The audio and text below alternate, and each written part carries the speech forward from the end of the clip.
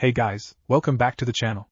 This is a story about what if Naruto trained by Kratos in high school DXD Harem. Before I start, please support for more amazing content, and do consider subscribing to my channel and share this video with your friends. This is written by Demon Knight 939 and link in description and support writer. Let's start the video. Jiraiya had only one condition that had to be fulfilled if he were to seriously train Naruto. That condition was simply put, all about his student being honest about how he felt when he truly looked at a woman's body. That's how it all started. Jiraiya naturally was so happy that he vowed right then and there that he would turn his precious apprentice into a masterpiece of a legacy. In the Sanin's head that meant that Naruto had to embrace the way of the super pervert. Naruto of course tried to resist. He really did try to resist, but Jiraiya's sheer stubbornness and Naruto's own traitorous hormones worked against him, and after being inside 30 different brothels and 42 strip clubs, Naruto finally caved in and became the second coming of Jiraiya. But the young Jinchuriki took his training a step further and became even more of a pervert than his godfather ever was. Now no longer was he just peeking at women and writing his own brand of the Ika series. No, he touched women in lewd places, made them feel all hot and bothered while easily evading their rage-filled attacks and strikes. He'd be indecent some more, and it would result in a blushing, stuttering mess of a woman running away with her pride and dignity in shambles while forever swearing to claim vengeance against him. That's how it usually worked for one Naruto Uzumaki. It was perfectly alright for him. It meant even more fun and teasing for when they came back just to have the process repeated all over again. The bonus was that he could watch their ass jiggle as they sprinted away from him, and boy was it almost always a good view. So used to his success and victories, one couldn't blame him too much for being pervy with the mother of the Sage of Six Paths. She was hot. Kagaya Otsutsuki was smoking hot. Sure, the horns were a bit freaky, and yes, she was thousands of years old, but Naruto couldn't resist slapping her fat thick ass. Those robes may have been quite loose when worn around her body, but there was no denying the dump truck ass that jutted out from behind even when wearing such a baggy clothing. As such, Naruto just had to smack her large rear end. He'd be spitting in his master's grave if decided not to. The wobbles made were very nice to look at even through her dress. The squeak that followed afterwards was also kinda cute in his opinion. Kagaya's reaction to being spanked was a mix of stunned shock, burning feminine fury, and a very noticeable pink blush all rolled into one single expression. But so confused she was as to how to feel in regards to him spanking her that in that same moment he and Sasuke took advantage and sealed her. Unfortunately, she snapped out of her trance and blasted him to a portal that sent him to the gap between dimensions. He only made it out thanks to the help of massive red dragon that was pretty nice and friendly. Said his name was Great Red. Strange name, but he wasn't judging. Now usually he'd worry about how to release the infinite Tsukuyomi, but Old Man Sage proved to really be a formidable ally, and somehow managed to help him and Sasuke release everyone from their fake dreams even though he was in another dimension. Sucked that he couldn't bring him back to the elemental nation, but if he was to remain here, he better do what he always does best. Be a fucking maelstrom and cause chaos everywhere he goes. And the first place to be a victim to his awesomeness was this place right here. Ko Academy, a high school he just enrolled into. Now everyone, before I continue with today's lesson I must first introduce you to a recently enrolled student. I trust you all to treat him well. The history teacher Hayaki-sensei said happily. Her tone may have been happy, but all the students gulped as she peered at them with eyes promising pain and detention if they acted against her wishes. You can come in, she cheerfully called out. What followed next was a torrent of crimson flooding the room as every woman had a nosebleed the moment the new student entered. The specimen was tall, being around 6'1" and possessing waist-length sun-kissed blonde hair tied into an elegant ponytail. He possessed electrifying blue eyes that rooted someone in their place. On either side of his face he had 3 whisker marks that gave him both a cute and hot look. All those features mashed well with a perfectly chiseled jawline that just screamed manly. Hayaki-sensei was no exception, as she too had a massive nosebleed when she got a good look at the new student's well-toned ass. She promptly passed out from the loss of blood volume missing from her body, a predicament that the female students in the class seemed to share as they too were unconscious, leaving only Naruto and the unlucky male students in class who got doused and showered with the blood of their fellow students to remain. Naruto chuckled and just simply walked out of class. Not exactly what he had in mind, but he wasn't complaining about the pride booster he just received. He stopped suddenly. The grin vanished from his face as he sensed something dangerous. Perverts. 3 of them to be exact. They were on the same exact level as his godfather in the pervy scale, and they had the potential to surpass even the Jinchuriki. He could not allow this to happen. Naruto turned and sprinted in the hallway to find his rivals. He eventually came up on them and he felt his lips curl into a delicious and satisfactory grin as he saw them peeking on the woman inside the female locker room. He knew what he had to do. He quickly sneaked up on them and without their notice, tied their shoelaces into one another. He quickly stepped back and he had to suppress a chuckle for what came next. Transforming into his female alter ego, Naruko appeared and she put her capable lungs to good use. Pervertsis. Immediately the perverted trios reeled back in shock and fright, hearts thumping with adrenaline as their fight or flight response was activated and had them turning around and getting ready to desperately sprint away from the mob of angry, vengeful ladies wielding wooden swords. Thanks to Naruto tying their laces, they didn't make it far. Falling face first to the ground, the perverted trio looked even more pathetic than usual, and Naruto had to desperately bite his knuckles to suppress the bark of laughter that tried to force its way out. Ahem. One of the girls coughed. Issei, Matsuda and Motohama all turned and felt immense fear as they beheld their predicament, surrounded by at least 30 women with each one holding a shurnai. Each lady looked at them with dead hollow eyes. Unfortunately more than used to the antics of those three, they ladies all advanced forward and showed no compassion or mercy as they beat the most perverted students the academy had to offer. Naruto winced and clutched his family jewels as he saw the average-looking one, the one with brown hair and who seemed to be the leader of the perverted trio, get struck in the balls multiple times. The screams that emanated from this hallway was heard by all of Koa Academy. Akino felt unusual today. Her senses were telling her to be on guard as she walked through the hallway of the school. It was the first time that she had felt this wary for quite some time, but from what she didn't know. She made it to the door that led to the stairs and she walked up gracefully while continuing to contemplate the origin of this weird feeling. Unknown to her, everyone's favorite whiskered shinobi was right behind her, the creepy perv face out in full force as he admired her goddess-like body, starting from her alluringly well-shaped calves leading to deliciously girthy and meaty thighs. Naruto enjoyed the view profoundly, loving the way her thick thighs shaked enticingly. If her thighs were this delicious, then surely her ass was even better and more legendary. That was Naruto's hypothesis. He looked further up and concluded that he was so very right.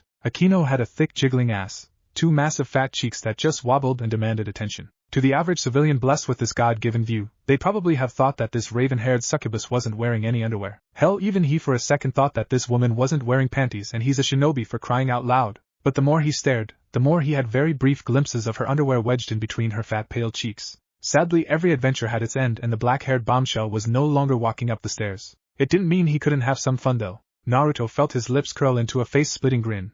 He quickly and silently made his way to the unaware fallen angel/devil hybrid and pinched her ass hard. Akino squealed painfully, turning around to slap and educate the fool who had the nerve and audacity to pinch her, but she found no one. Much to her confusion, she quickly turned back around and jumped back in fright from the human who was definitely not in front of her 2 seconds ago. Naruto grinned high. Akino growled and let her fist fly. She held back enough to not permanently damage him, but she put enough strength in her punch to break his nose and make him bleed. Naruto dodged it, jumped back to put some distance between him and the lady and said the first thing that came to mind. Is that all you got, fat ass? Akino saw red. What did you call me, you bastard?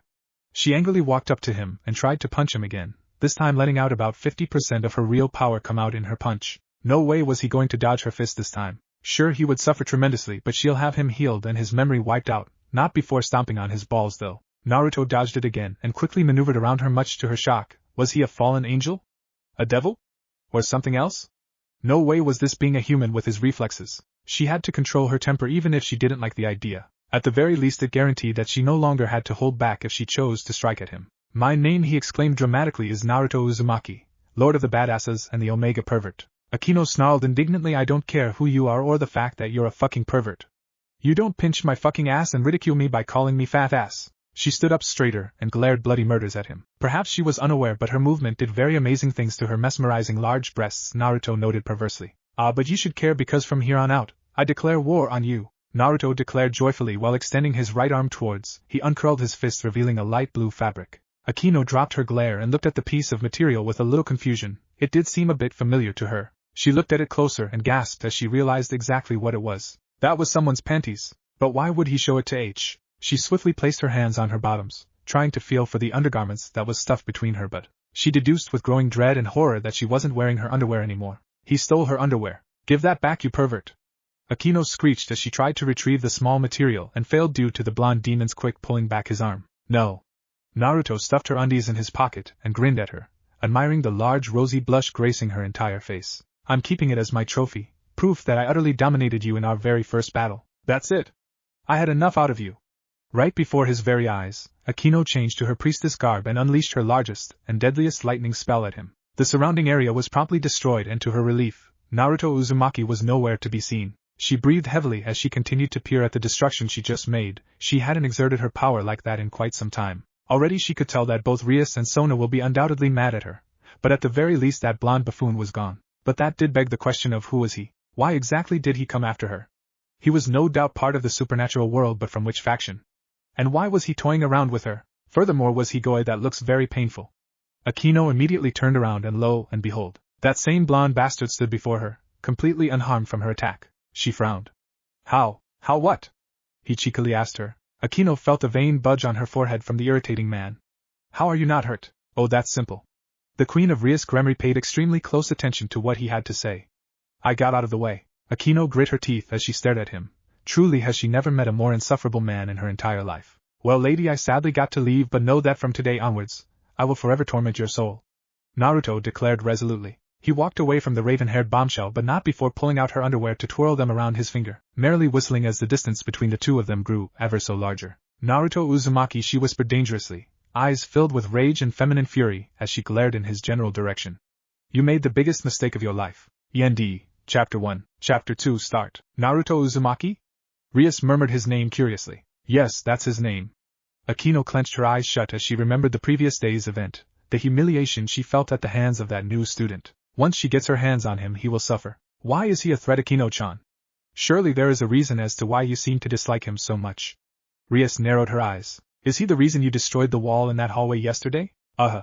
She nodded glumly. The red-headed king continued to gaze at her queen, silently demanding answers. Akino eventually relented.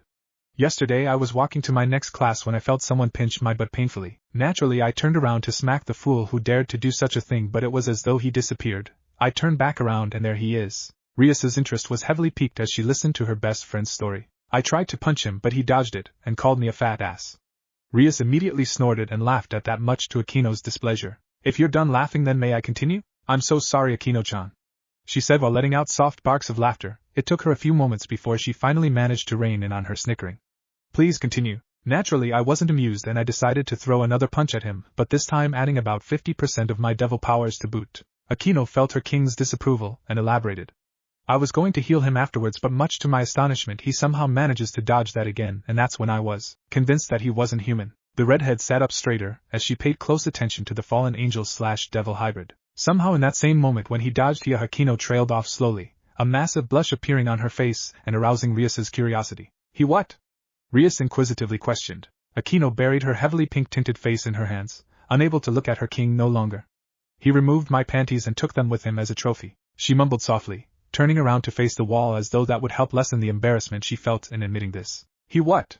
Rias exclaimed while standing up. Surely she heard wrong, because there was no way somebody just took her queen's underwear and casually walked away. Said queen moaned in dismay before repeating what she had just said. I'm going to go outside and breathe some air. Akino-chan, for the rest of the day I want you to stay here, alright? The Gremory heiress voiced out emotionlessly as she made her way to the door leading out of the clubroom, leaving one Akino Himejima to curse the blonde's name as she knew precisely what her king was planning to do. Jiraiya's heir was having the time of his life. He usually found class and school to be an utter waste of time, but that was before he arrived here and sat in class 2B. The reason he was enjoying himself? It was simply really just the perverted trio being in his class and being a great comedy show to the watching blonde. They were talking about women as usual, and Naruto had to bite his lips to suppress his snickers as all the women, including their teacher, glared at the perverted trio as though they were the biggest scum in the world. Not that the ladies could be blamed too much considering what those three guys were talking about. He wasn't keeping track too much, but apparently it was a discussion between which female body part was the hottest. He personally was an ass man, but it didn't mean that he didn't like big. Naruto nudged the girl to his right, a cute lady with dark blue streaks blending in with auburn-colored hair. She snapped out of her glaring and immediately bestowed him with a lovely smile, one that Naruto calmly returned much to her utmost delight. Hi, I'm Naruto Uzumaki. She flushed pink and Naruto inwardly smirked at the effect he was having on her. It's nice to meet you, Naruto-san. My name is Sierra-chun, she replied back shyly. My bad for bothering you, but can you tell me what's the deal with those three? He asked politely while gesturing towards the three most hated members of Koa Academy. Instantaneously the shy yet delightful look faded away from Sierra's visage. Her eyes grew wrathful, lips curving into a displeased frown. Suddenly the friendly-looking woman was gone, and in her place was a demon who could kill men with her gaze alone. Her nose crinkled in distaste. You have to stay away from them, Naruto-kun. Those three are the perverted trio, and they live up to their other titles. Ugh. Other titles? He asked her curiously. She leaned in and whispered, first we have Motohama. He's the one with the glasses, and he has the ability to calculate a woman's body measurement just by looking at them. Hence he's been bestowed the title of 3 sizes scouter. His weakness is that his body becomes very weak once you remove his glasses. Naruto raised an eyebrow. He becomes weak when someone removes his glasses? How does that work? Nobody knows, but that's Motohama. Moving on, we have Matsuda, the bald-looking freak. Naruto winced at her description. He is worse than Matsuda in that he snaps pictures of women when the opportunity presents itself. His titles are perverted baldy and sexual harassment paparazzi. He used to be a former sports star back in junior high school, but he gave that all up because of his love for the woman's body. That made no sense. Didn't the fool realize that women liked guys who were athletic? He's stupid. Naruto deadpanned. Sierra nodded wholeheartedly, fully agreeing with the blonde's statement. The last one and the worst of the three is Issei Hayato. He's known as the perverted libido and is acknowledged by all as the leader of the perverted trio. He has this really disgusting ambition to one day have a harem and be the harem king. She scoffed. It is a unique dream and that's something I can respect. Regardless, thank you Sierra for your time. He gave her a small grin, causing a blush to creep on her cheeks. It's no problem, and Naruto-san, she responded shyly, losing all the confidence that came with hating on the perverted trio. Naruto turned towards the front of the desk while contemplating this new piece of information. That boy Issei wants to be the harem king, huh? He's definitely a lot more ambitious than I gave him credit for. Well, now he's suddenly become a lot more interesting. Naruto grinned slightly as an idea popped up.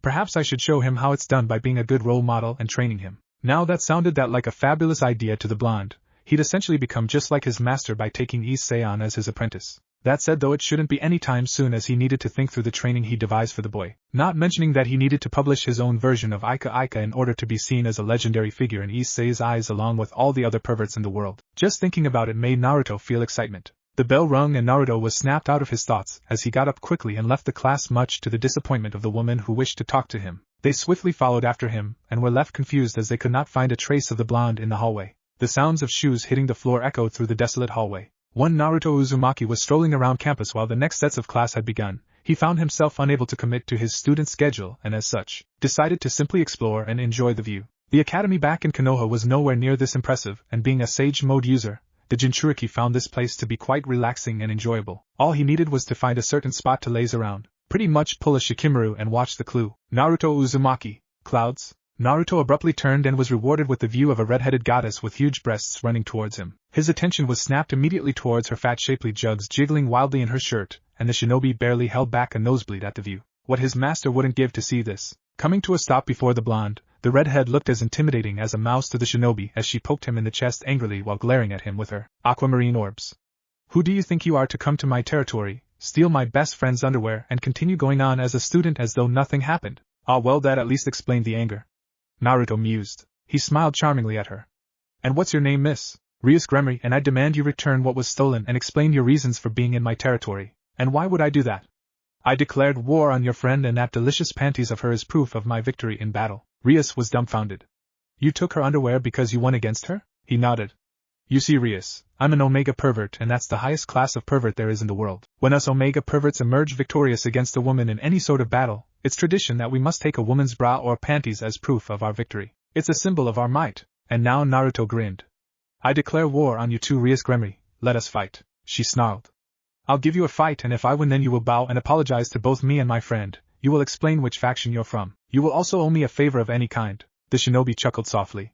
And if I win then I get your panties, and you will also owe me a favor of any kind as well. Also I get to see you give me a 10-minute sexy dance while dressed in only a swimsuit outfit of your choosing. Rias immediately flushed a crimson red, her face matching the color of her hair and complexity, and causing steam to blow from her ears. 10 minutes.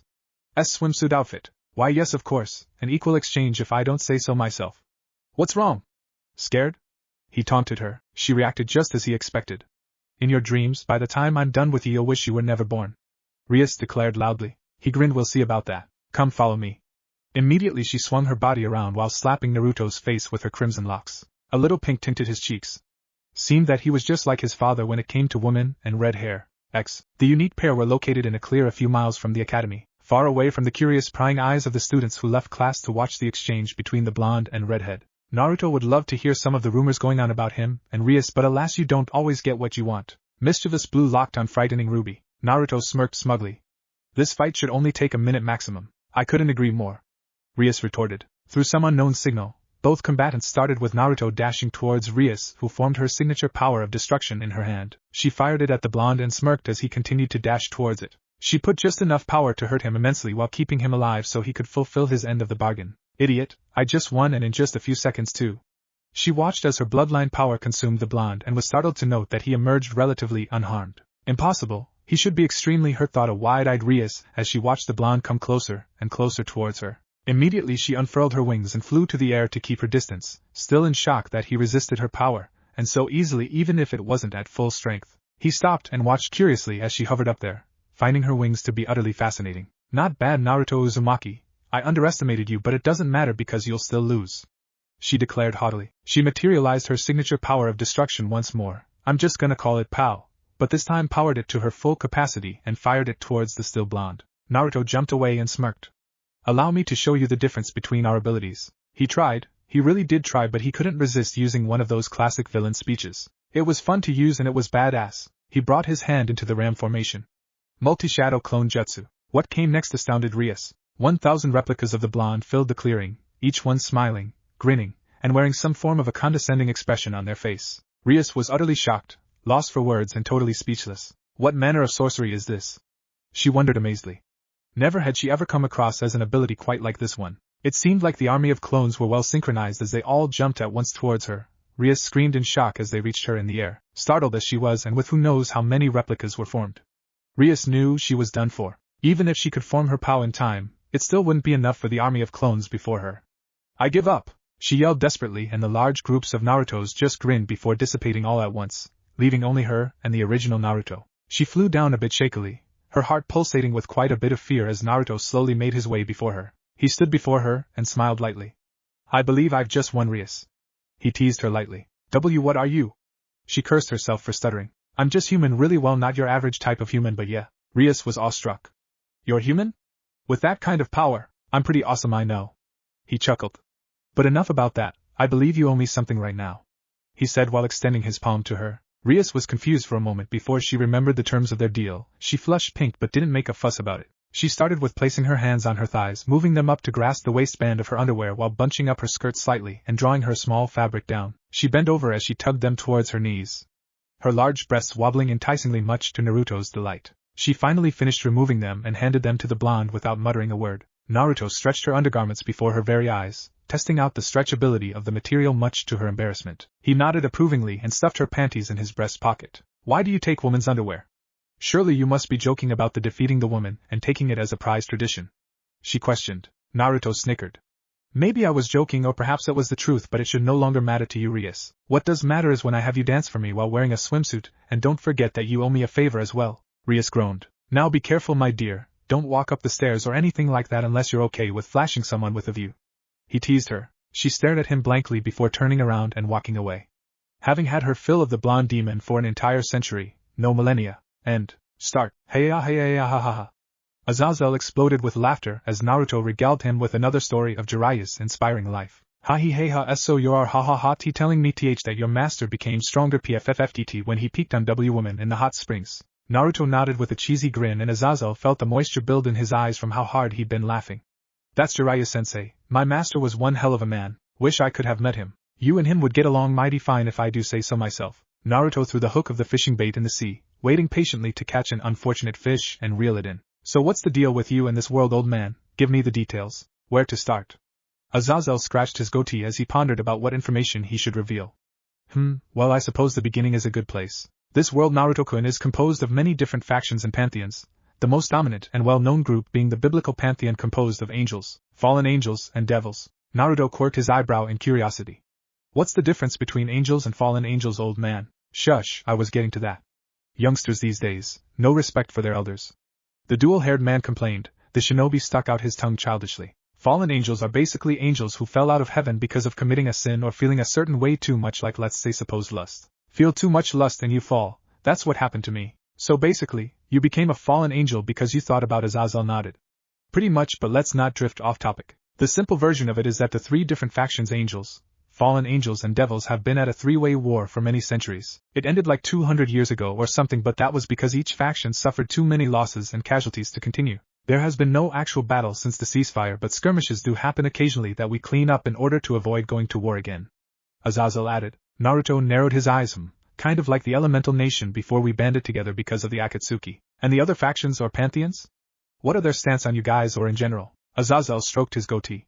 The other factions just mostly keep to themselves. They're not adverse to peace, but neither are they adverse to war. In general, the relations between us are cordial yet tense, not friends, not enemies. Out of curiosity, how would you describe some of them? The leader of the vampires, Akasha Bloodriver, is the name. She's quite powerful, and she can be ruthless, but I do know that she doesn't want her race to war against other races, or to hurt humankind. The vampires in general, though, are a lively bunch, and I say that quite sarcastically. There's the Greek pantheon, they're an interesting bunch as well. The leader of the pantheon is Zeus, however the most powerful from that group is Hades, the god of the underworld. He's not very fond of the ceasefire in place. Azazel's sweat dropped at his own statement. The shinobi contemplated the information silently and gestured for the fallen angel to continue. You have the yokai, whom are among the most peaceful of the supernatural world. You'll find that yokais live alongside humans in the city of Kyoto. They're not the most powerful faction out there, but they do have the protection of the Shinto gods. That's not mentioning that Yusaka, the leader of the yokai, is quite powerful in her own rights. Azazel shrugged. Each faction had their own goals, but most in general are not into killing one another or into seeing the Great War happen again. Naruto narrowed his eyes. And what do you want? Peace. I've seen too much bloodshed and misery. All I want is for us all to get along and to have fun with different women from different factions, be they yokai, valkyries, magicians, or even dragon women. The leader of the fallen angel drooled as he thought of the possibilities with peace. The shinobi snorted and laughed. Well then, consider us good allies starting today. Let us achieve world peace by working together. He extended his hand and Azazel grinned and shook it, deeply pleased with the new alliance. So any thoughts on how you want to do this? Azazel asked his younger companion curiously. Naruto's eyes twinkled mischievously.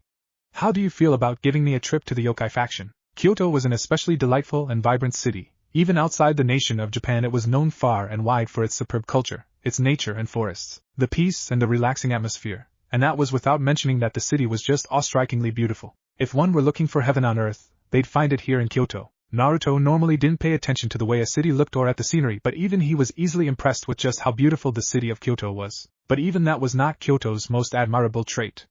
No, that honor belonged to the supernatural living in peace with the humans. Naruto senses a genjutsu that covered the yokai features from human eyes. Rather understandable, but the fact that the yokai didn't despise the humans and lived amongst them was very respectable in the blonde's perspective. I'm gonna like it here. What do you think about all this, Kurama? The only thing that really catches my interest is in seeing if there are any fox girls well that and asserting dominance over this world. If you fight any massive monster or beast, I want you to let me fight. No problem.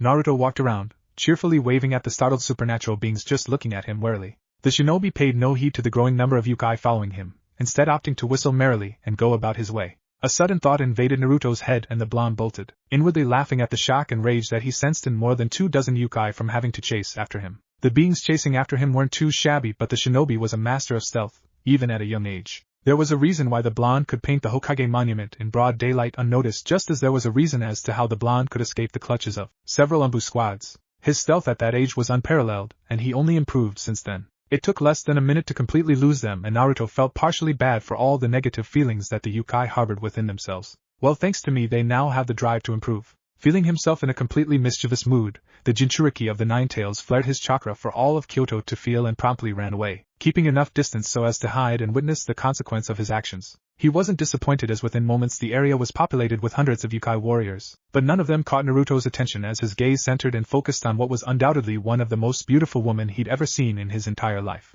There was a high probability that she was number one on that list.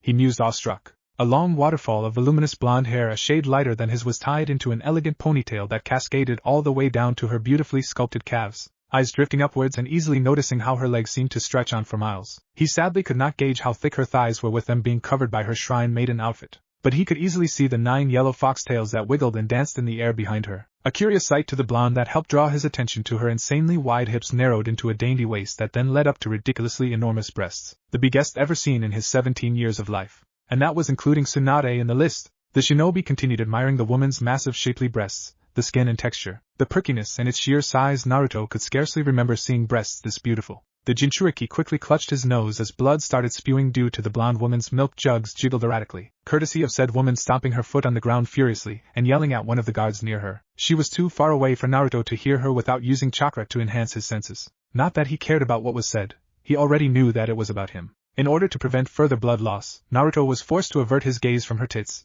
and he gasped as his eyes landed on the woman's breathtaking features. Her lips, soft and temptingly plump, were a cherry blossom pink that was framed between delicate cheekbones. Right above lay a cute button nose that twitched ever so slightly. Her smooth skin was pale, and it accentuated the glow of her molten gold orbs found underneath short and round eyebrows. It was official, the yokai leader was gorgeous. Her visage was worthy of worship.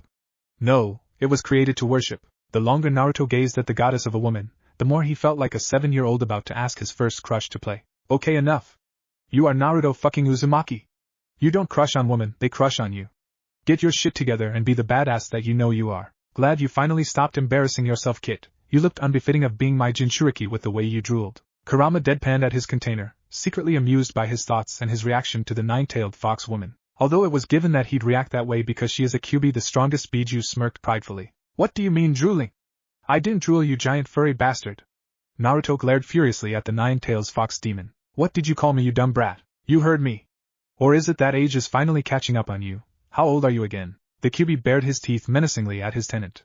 Silence. Naruto looked at the beast with a stupefied expression, hair very much out of place due to the loud bellow that ruffled his clothes and appearance. Note to self, never bring up his age. Sensitive topic. I'll talk to you later, you annoying fox. Naruto waved at his friend. Kurama grunted, trying to force away the smile that permeated his face. Paying attention once more to the real world, Naruto was promptly disappointed to find that the vision of beauty he gaped at earlier was gone along with most of the guards and fighters.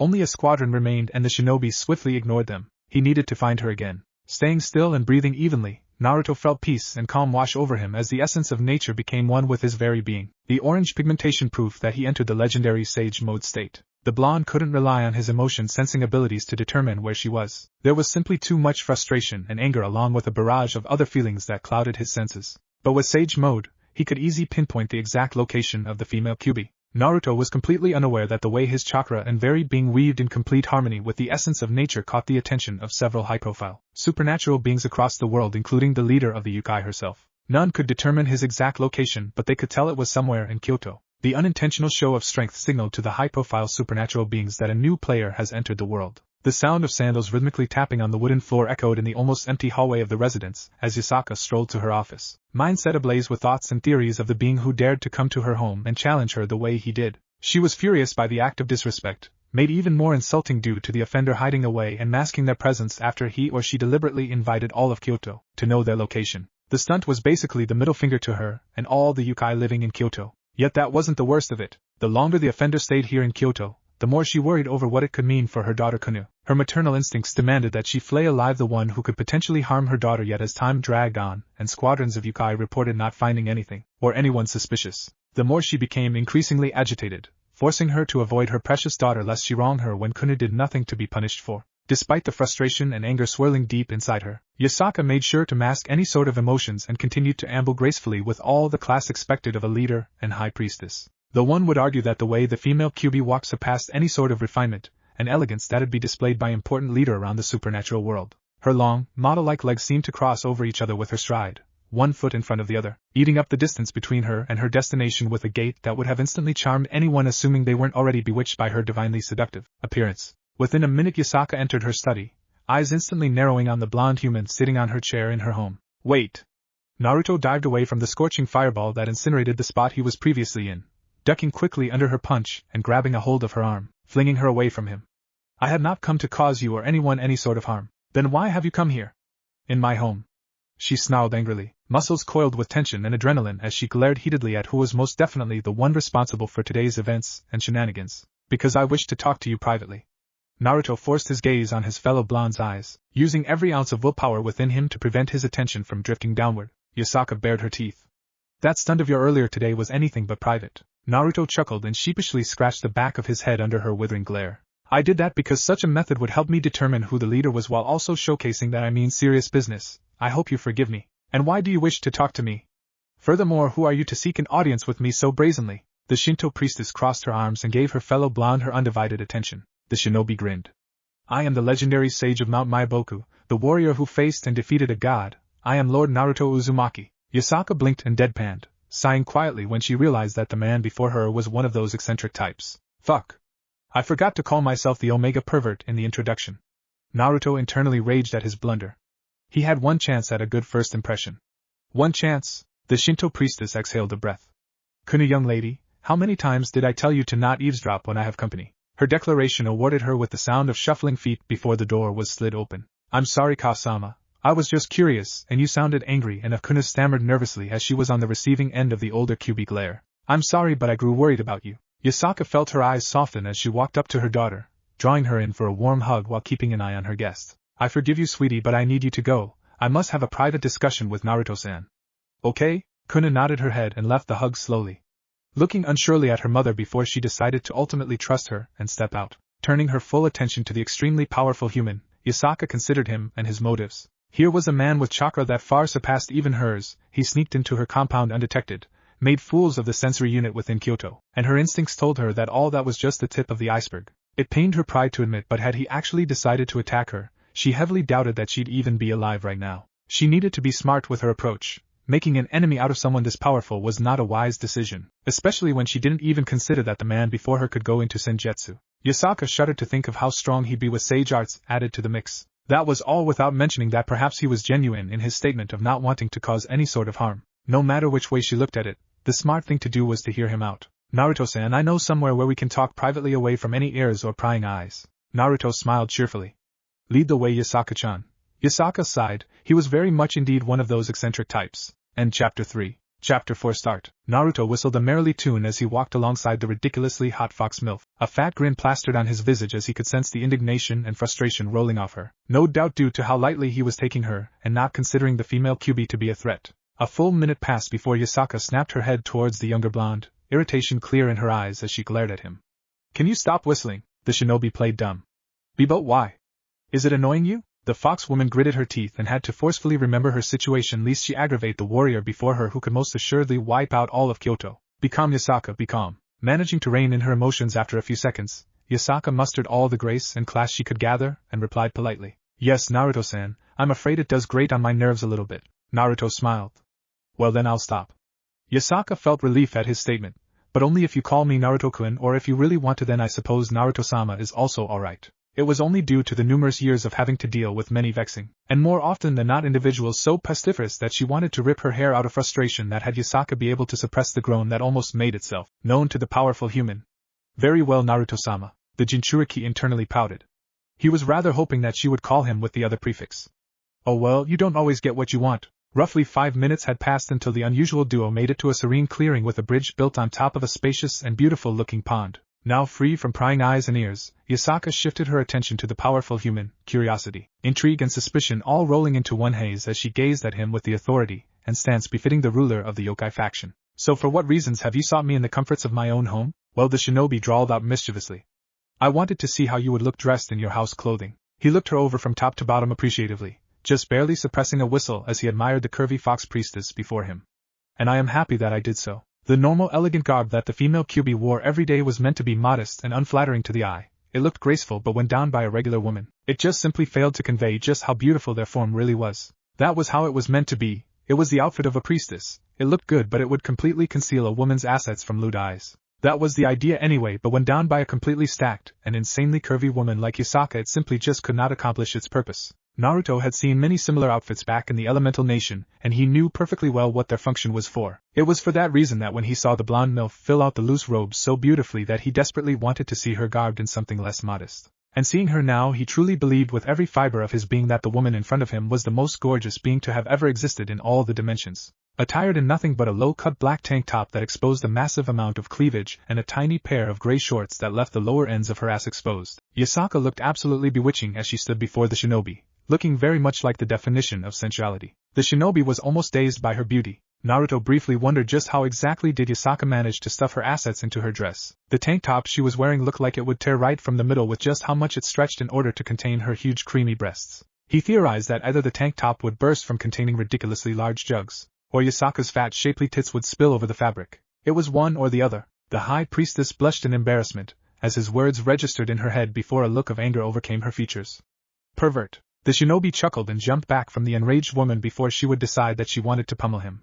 I'm not the one dressed indecently, Yasaka-chan. He teased. The leader of the yokai snarled and replied distastefully. That's because I was within the comforts of my own home, a place where I can dress and do as I like. Or so I thought anyway. Naruto cringed and gave her a genuine apologetic look. I'm sorry, Yasaka-chan, I won't do it again. The shinobi understood full well just how upsetting it would be to not have a place to unwind to after a difficult day. At his apology, Yasaka took a few seconds to visibly calm down before she quietly sighed. It wouldn't do well to let her temper run amok. You have been forgiven, Naruto-sama, but please tell me what exactly did you wish to discuss with me? All traces of mischief faded from the blonde's eyes as he gazed at her seriously. Peace. At her confused look he elaborated. What I want is for this world to live in peace and harmony. The high priestess grew surprised at his answer. His goal was certainly much more noble than she had thought it would be, but it did make her wonder how he planned on going about grasping peace and what roles she played in. And why come to me? What exactly can I do to help you achieve world peace? Two things really. The first is your help in reaching other important figures from other pantheons and factions, and the second, Yasaka braced herself for the answer, your friendship. The female QB looked at the shinobi incredulously. My friendship? How would that help? And you still haven't answered my first question. Easy there, Haim-chan, give me time to answer the questions. Naruto smirked mischievously. The priestess rolled her eyes and gestured for the Jinchuriki to continue. I came to you because from my understanding only the yokais live together alongside humans, something that hardly any other factions deign to do, as I can imagine just what they think of us. As for why I want your friendship, that's easy. When you have friends and family there to help you with your goals, achieving said goals is a lot easier, and it means much more too. Naruto answered truthfully. Yasaka gazed at Human with surprise, mouth slightly parted with surprise as she beheld the figure before her now with a lot more respect than she had given him since the start. I see. Whether it was intentional or not, Naruto's words had the high priestess look at him in a new light, finding his presences and intentions to be much more genuine and respectable. Her position as the leader of yokai faction naturally always compelled her to gaze at everyone with suspicion. She didn't like doing so, but it was a necessary duty in order to both safeguard the city of Kyoto, and most importantly protect her precious daughter. Yet standing just a mere 2 meters away from the human with reserves resembling an ocean of chakra that was so bright and warm, coupled with his intentions and the gentle look that now permeated his eyes, Yasaka found herself starting to trust the human despite her instincts, as a yokai leader warning her not to. She briefly wondered how exactly did he even possess chakra. It shouldn't have been possible, and yet it was. Not mentioning the massive amount of it that he possessed. Yasaka closed her eyes for a brief moment before she opened them once more to regard the shinobi who moments earlier had almost rendered her speechless. Then I believe that we have much to discuss in regards to both the alliance and a possible friendship. Naruto nodded. I like the so before he could finish his sentence he was interrupted by the sound of his stomach growling. The shinobi felt heat creep up to his cheeks as the beautiful fox MILF smiled amusingly. Perhaps a more appropriate time to converse would be to do so after we've eaten and had a good night's rest. If you would, follow me, Naruto-sama. Turning swiftly, Yasaka headed back from the direction in which they came from, expecting her new potential ally to follow and walk alongside her without question. Naruto quickly grasped his nose to stop the nosebleed that almost erupted at the sight of Yasaka's absurdly massive ass jiggling in those flimsy shorts, as she swayed her way back to her residence, the sheer size of her pale rump absolutely shocking and mesmerizing the blonde shinobi. Never had he seen an ass so ridiculously huge as the one before him. From the moment he set eyes on her, he knew that the priestess possessed a fine rear end, but he wasn't expecting it to be so perfect and dizzying. Naruto enjoyed his new profound discovery, as his eyes zeroed in on the wobbling flesh peeking out from underneath her gray shorts. So lost was he in admiring the woman's beautifully sculpted features, he almost didn't hear her voice. Enjoying the view? Yasaka asked teasingly, perfectly aware of the young man's ogling. Of course. Naruto replied, gracing her with a large smile even when she could not see it. In response to the Jinchuriki's answer, Yasaka exaggerated the sway of her wide fertile hips, barely biting back a laugh when she tossed a brief glance over her shoulder, and caught the wide-eyed astonished look that flickered across his face. The way he's reacting to my body, she thought while smirking smugly, is quite promising. I do believe I have much to benefit from an alliance with this powerful human. While not manipulative in nature, Yasaka saw herself as a businesswoman who simply wished for her home to thrive and have great stability. It was all she wanted, a stable and bright future for her daughter and her city. More often than not she had to wonder what would happen if for some reason one of the factions would decide to attack. What then? Yasaka had pride in her people, but by no means was she arrogant. As much as it pained her to do so, she had to admit that the yokai faction was not very powerful when compared to one of the great three or the other major powers. Sure, they had the protection of the Shinto gods, but what if they were too late in coming to protect the yokai from any would-be invaders? Or what if they decided not to interfere and to leave the yokai to their fate? Yasaka was no stranger to the fickle interests of the gods. May she be forgiven for doubting them, but she couldn't just entirely have faith in the deities. She needed more assurance that someone could protect them from danger if it ever came to their doorstep. The prospect of her homes in ruins, her people killed or tortured, and worse yet something happening to Kunin, nothing terrified her more than the possibility of something horrible happening to her daughter. She needed more power in order to secure the future for Kanu and the city of Kyoto, power that this human possessed in abundance. She wasn't sure just how powerful he really was, but what she could determine was that he outclassed her by quite a margin without the use of senjutsu, an impressive feat for one so young. Yasaka felt her admiration for the young man swell. An alliance with him would bode really well. But it did make her wonder, if he was stronger than her by quite a bit without senjutsu, then just how strong was he with it? And what other tricks did he have in his sleeve? That was an answer she was looking forward to quite eagerly. While immensely enjoying the view, Naruto couldn't help but wonder just what exactly was wrong with this woman. Was she not the very same one who called him a pervert and screamed the word at the top of her lungs? To transition so suddenly from a woman who disliked a man for admiring her assets, to then shaking her hips and being so teasing and coy about it. Naruto couldn't be blamed for being stumped by the unforeseen change. But despite his confusion, he did know one thing: he was Naruto fucking Uzumaki. He wasn't going to let her mess with him any longer. Databao. Smack.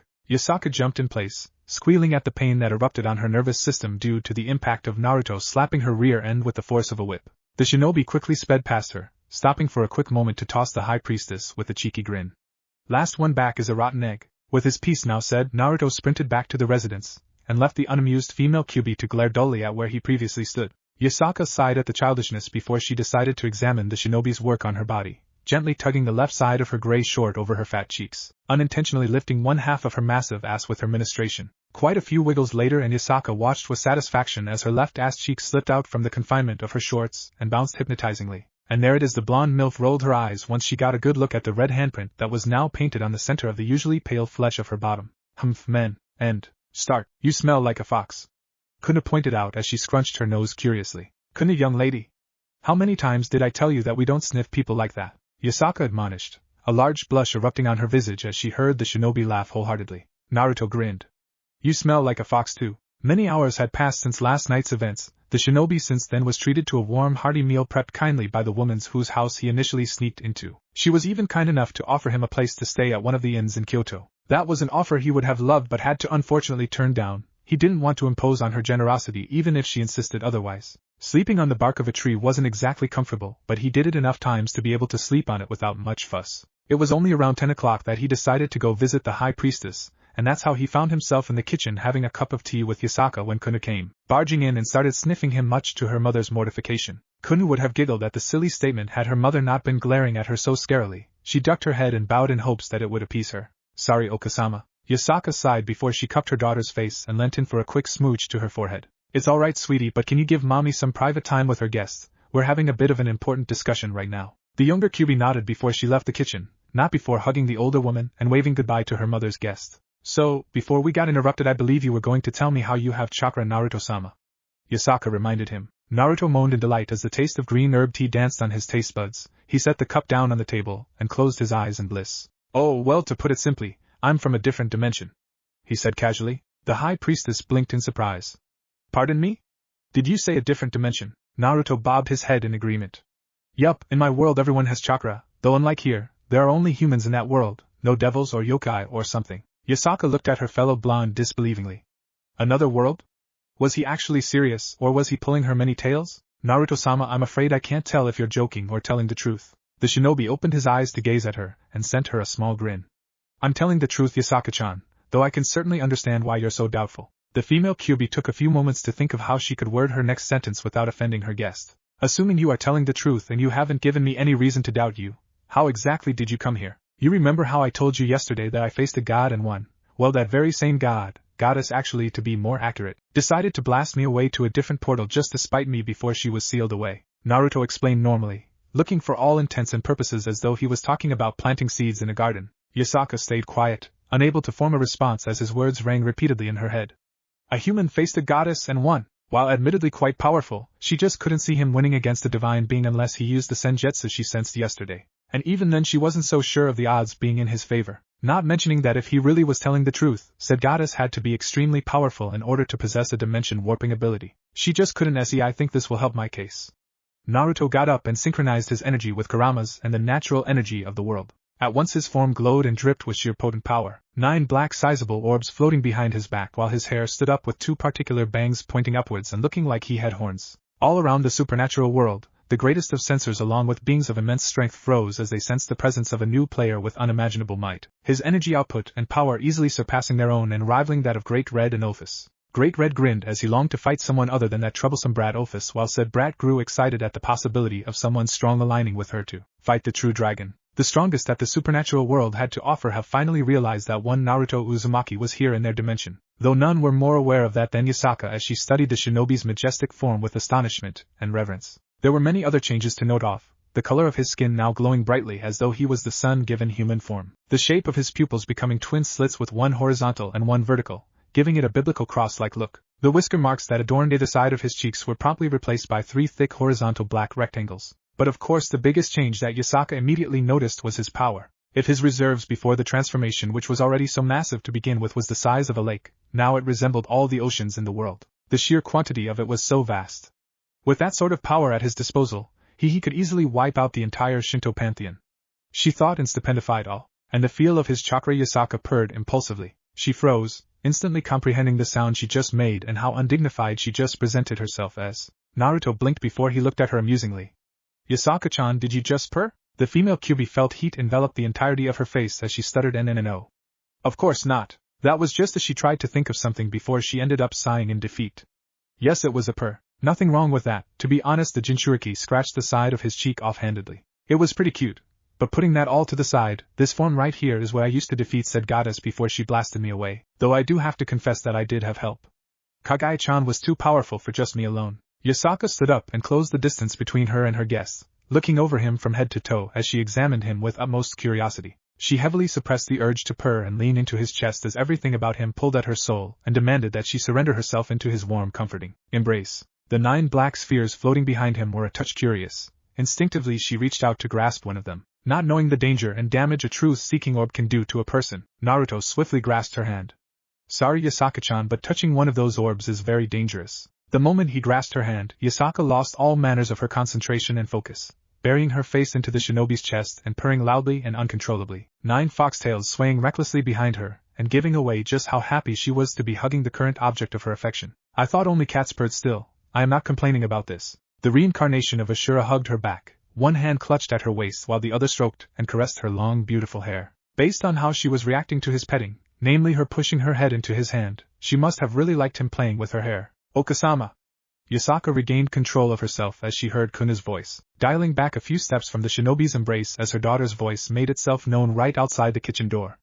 Can you help me with homework when you're free? The shinobi quickly returned back to base form, no longer seeing the need to be in his sixth-path state. Yasaka felt her visage submerge in heat once more as she remembered with great clarity of the moment she just shared with her guest. Still, despite her embarrassment, she didn't forget to reply back to her daughter.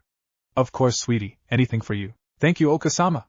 Kunu excitedly thanked. No problem. Using her enhanced senses, the yokai leader waited until she determined that her daughter was not around before she focused back once more at her fellow blonde. My apologies, Naruto-sama, for acting so brazenly. Naruto grinned. No need to apologize, I enjoyed the hug and wouldn't mind another one. The blonde MILF giggled briefly and nodded her head. Coming back to our discussion before I got sidetracked, so you really are from another world?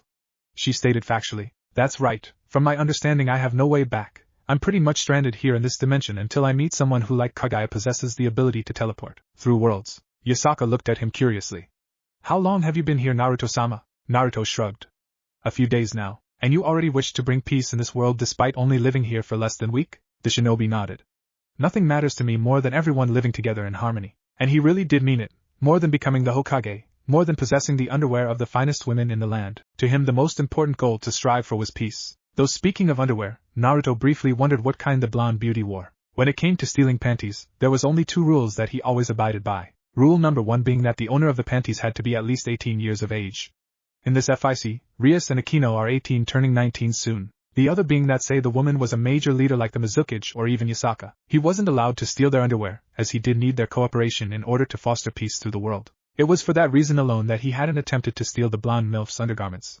Though I see no harm in asking for her underwear as a souvenir. In that brief moment of thought, Naruto missed the admiration that tinted Yasaka's hazel pools as she fully appreciated the peace-driven man before her. He could be the key to ensuring the protection and survival of the yokai race. He was extremely powerful and his goals were noble and just. The first quality alone meant that if he were tied to the yokai faction, people from all over the supernatural would be quite wary to cause them any sort of trouble. Hell, if he had been here a few years prior to the Nekashu extinction incident, and he was allied to the yokai, the devils would have cowered in fright, and would have thought twice before almost killing off a whole race. The power she sensed from him when he was briefly in that uniquely looking form was beyond anything she could imagine. Yasaka highly doubted that even the 4 great Satans would win against him even if they were fighting together at the same time. Not mentioning that he was noble and his ambitions were admirable. The yokai needed someone very powerful and kind. They needed him, and she certainly wouldn't mind having him caressing her ears and tails with his chakra-coated hands and being their guardian defender. A thought suddenly invaded her head and Yasaka sent a coy smile towards Naruto, as she closed the distance between them once more and gently cupped his face, molten gold orbs memorizing and studying his visage.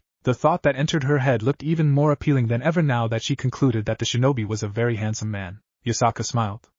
Naruto-sama, I think your goal is very respectable and praiseworthy. But for there to be an alliance we must talk about what both sides benefit. Naruto rubbed the back of his head sheepishly and nodded. You're absolutely right. How can I help you and the yokai benefit from forming an alliance with me? He inquired, trying his utmost best to ignore the feel of the hot MILF caressing his whisker marks. The priestess quelled the urge to smirk. Bingo, I recognize that aligning yourself with only one faction would be detrimental to your goal of achieving peace. That said, we need someone powerful like you to protect us from those with malicious intent. What I suggest is that we form our alliance through a marriage between the two of us. It took a lot to surprise and shock the shinobi, but the woman before him seemingly did it with ease. I'm sorry, Yasaka-chan, but did you say we should get married? He questioned, his head completely devoid of thoughts and ideals as he paid her utmost attention. Yasaka nodded and idly stroked his jaw. Yes, being married to me would tell the world that the yokai are under your protection, but at the same time would tell them that you're not aligned with the faction itself, which would help you not be restricted in which group you'd like to seek out. And as for what you gain out of this, you gain a wife, a home, and the yokai's support in fostering peace. Naruto took a long minute to consider the idea. Through the usage of his negative emotion sensing ability, he could safely determine that the woman didn't harbor any malicious intent. She was being upfront and honest with her intentions, which once again brought him back to the subject. Could he marry her? She does happen to be the most beautiful woman he has ever laid eyes on, and more importantly seemed to harbor a great love for her child and her people. That last fact by itself made him appreciate her a great deal. After how miserable his childhood was, he'd be damned if he let his son or daughter have a mother who couldn't love them wholeheartedly. He could definitely see it working between the two of them. There was only one small issue. How was he supposed to collect the underwear of the finest women in the world if he were engaged to one? A solution suddenly sprang into mind, and the shinobi inwardly nodded. I accept, but not right now. At her confused look, Naruto elaborated. Give it around a year's time and I'll be 100% devoted to only you. No harem or mistress, just you. But for now, I need to journey the world not just because of wanting to bring peace, but to also acquire the underwear of many very beautiful women. End Chapter 5. Chapter 6 Start. Poor Yasaka looked at the shinobi blankly, her mind unable to comprehend and believe what she had just heard. Surely she heard wrong. There was no way that he had just proclaimed with a straight face that he has to collect underwear from the most beautiful woman around the world. Pardon me, Naruto-sama, but can you repeat what you just said? Naruto gave her a smile so bright it would have blinded Lee and Might Guy. It's no problem, Yasaka-chan. To put it simply, I can't marry you until I have collected at least 300 different panties taken from the most beautiful women around the world. I already have 2, so that leaves 298 left. Though since we are talking about undergarments, Naruto grinned. May I have your underwear as well? Preferably the ones you're wearing right now if it's no hassle for you. Yasaka still looked at him disbelievingly. Despite hearing him clearly, she had no idea how to respond to his claim and request. One of his goals was collecting 300 stolen underwear. That's why he can't marry her just yet. Strangely enough, she didn't mind giving him her own undergarments, but she drew the line at him collecting undergarments from women other than herself. Naruto slowly backed away as a black aura materialized around the fox MILF's body. She sent him a ridiculously sweet smile, and Naruto cringed at the sight. Turning tail and getting ready to sprint away, Yasaka reacted quicker and grasped his shoulder. The shinobi winced as her nails dug painfully into his flesh. Naruto-sama. She said his name sweetly. The shinobi shivered, crying internally at his misfortune. Yes, Yasaka-chan. Won't you be a gentleman and look at me, please? At her request he turned to face her, barely holding back another cringe as he noted the feminine fury that tinted her gaze. Yasaka stared at him unamusingly. The only reason I don't bash your head right now and send you lying flat on the ground, Naruto-sama, is because I don't wish to damage my flooring. That said, she dug her nails even deeper into his shoulder, much to his discomfort. You don't ever tell a woman that you plan on stealing other women's underwear. I mean honestly, Naruto-sama. Don't you realize how awkward that is? She ended up ranting. Naruto laughed awkwardly and winced. My bad, Yasaka-chan. Can I ask you let go of my shoulder though? She acquiesced to his request, shaking her head disapprovingly at the human. 268. The shinobi looked at her confused before recognition crossed his features. You're giving me 30 different panties from your underwear collection. Yasaka nodded, still giving him a deadpan look. Yes, but I expect you to finish your quest in 6 months rather than a year. And let me make it clear that you are to visit me and Kunu at least once in every 10 days. Naruto smiled and nodded. I can do that. And allow to me to make it perfectly clear that after 6 months, not only will you get rid of all the underwear you collected except for the ones I'll give you, you won't even look at another woman except me for the rest of your life. Understood? She demanded. As far as she was concerned, Naruto Uzumaki was the ultimate prize. Immensely powerful, exceptionally handsome, possessed noble and respectable ambitions, and the feel of his chakra, the energy tied to his soul, was extremely pleasing to her yokai instincts. He was perfect, and she had just claimed him. He was hers. Sure, he may have been more perverted than most men she had met or dealt with, but the pureness and warmth that emanated from his chakra more than made up for that. The shinobi inwardly smiled. He could definitely picture himself falling madly in love with this ferocious vixen given time. Hell, he was already fond of her despite meeting her less than 24 hours ago, though it was pretty hilarious and adorable how she was already acting like she was his wife. Yasaka-chan, or rather Yasaka-heim, you are the Tsunade to my Jiraiya. Yasaka blinked and gave him a perplexed look. Sorry? Naruto chuckled. I'll tell you about it some other time, but I accept your proposal. In 6 months' time, I am yours 100%. She smiled pleasantly, fluttering her eyelashes at her new husband-to-be, and whispered in a seductive tone. Good, then as your unofficial fiancé, I'd like you to come into our bedroom where you can coat your hands and fingers with that beautiful chakra of yours and to pet my ears and tails. Ashura's reincarnation gave her a soft grin. What are we waiting for then? The priestess giggled and grabbed a hold of his arms, gently pulling him towards the direction of the master bedroom. They walked in comfortable silence, Naruto discreetly eyeing Yasaka's huge breasts, and how they bounced with a softness that had his mouth watering.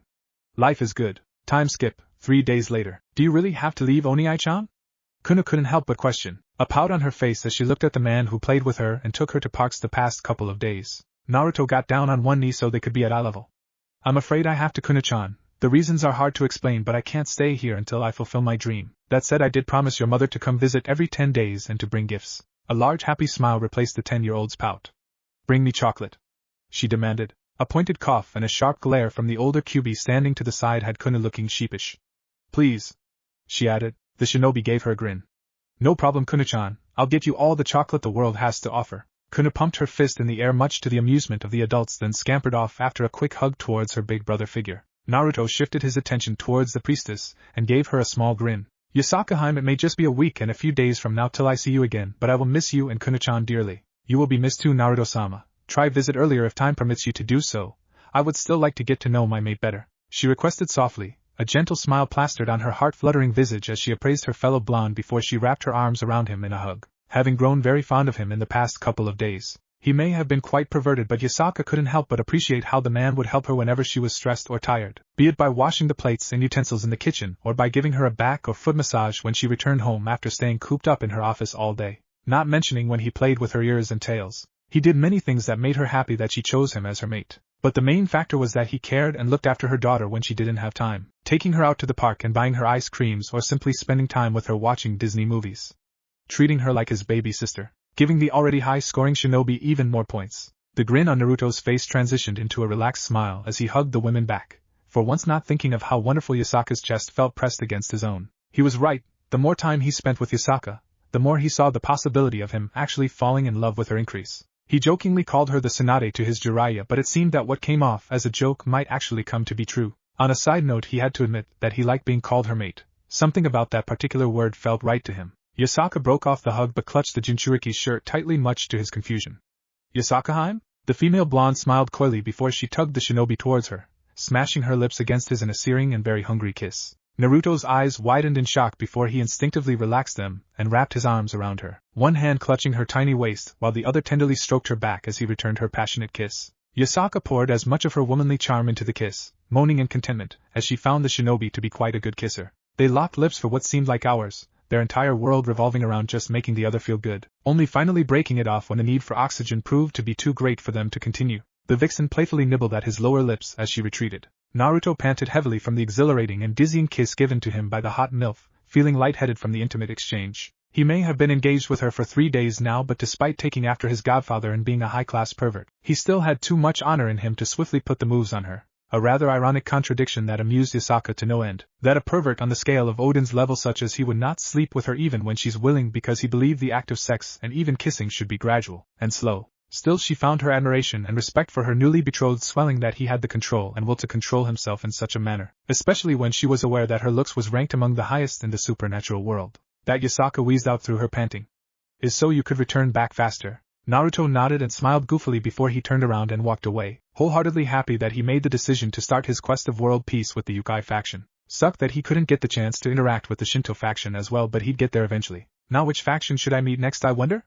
Naruto hummed happily as he whistled a merrily jolly tune. Well, first I should check up on my new student even if he doesn't know that he's my student. Going back to Ko it is, and start Aika Paradise. A book that had been recently published and released for only 2 days, skyrocketed in popularity and became the most sought-out book in both the human and supernatural world. How could it not? The scenes, the vivid description, the characters themselves, everything about the book was just absolutely phenomenal. And when such an art that surpassed the work of Shakespeare was released out to the world, it was only natural that one Jiraiya of the Sannin would be the person everyone was searching for. Aika Paradise was a phenomenon that would never be forgotten, and unknown to the entire population of perverts including one Issei Hayadu. It was the first step for the blonde Jinchuriki to be recognized by his student as the most legendary figure in all of existence.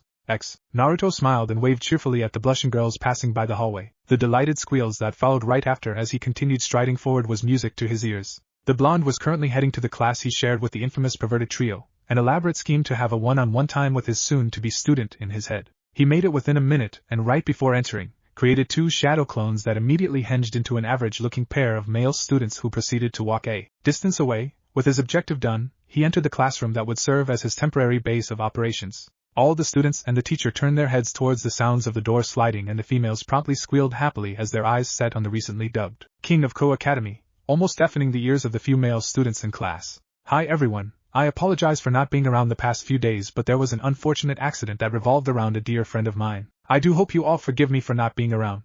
Naruto smiled apologetically and bowed. Naruto barely suppressed the smug smirk that almost crossed his features as the class erupted into screams and bellows. Of course, we forgive you, Naruto Kuen. You're so amazing, skipping school to be there for your friend, Naruto Kuen.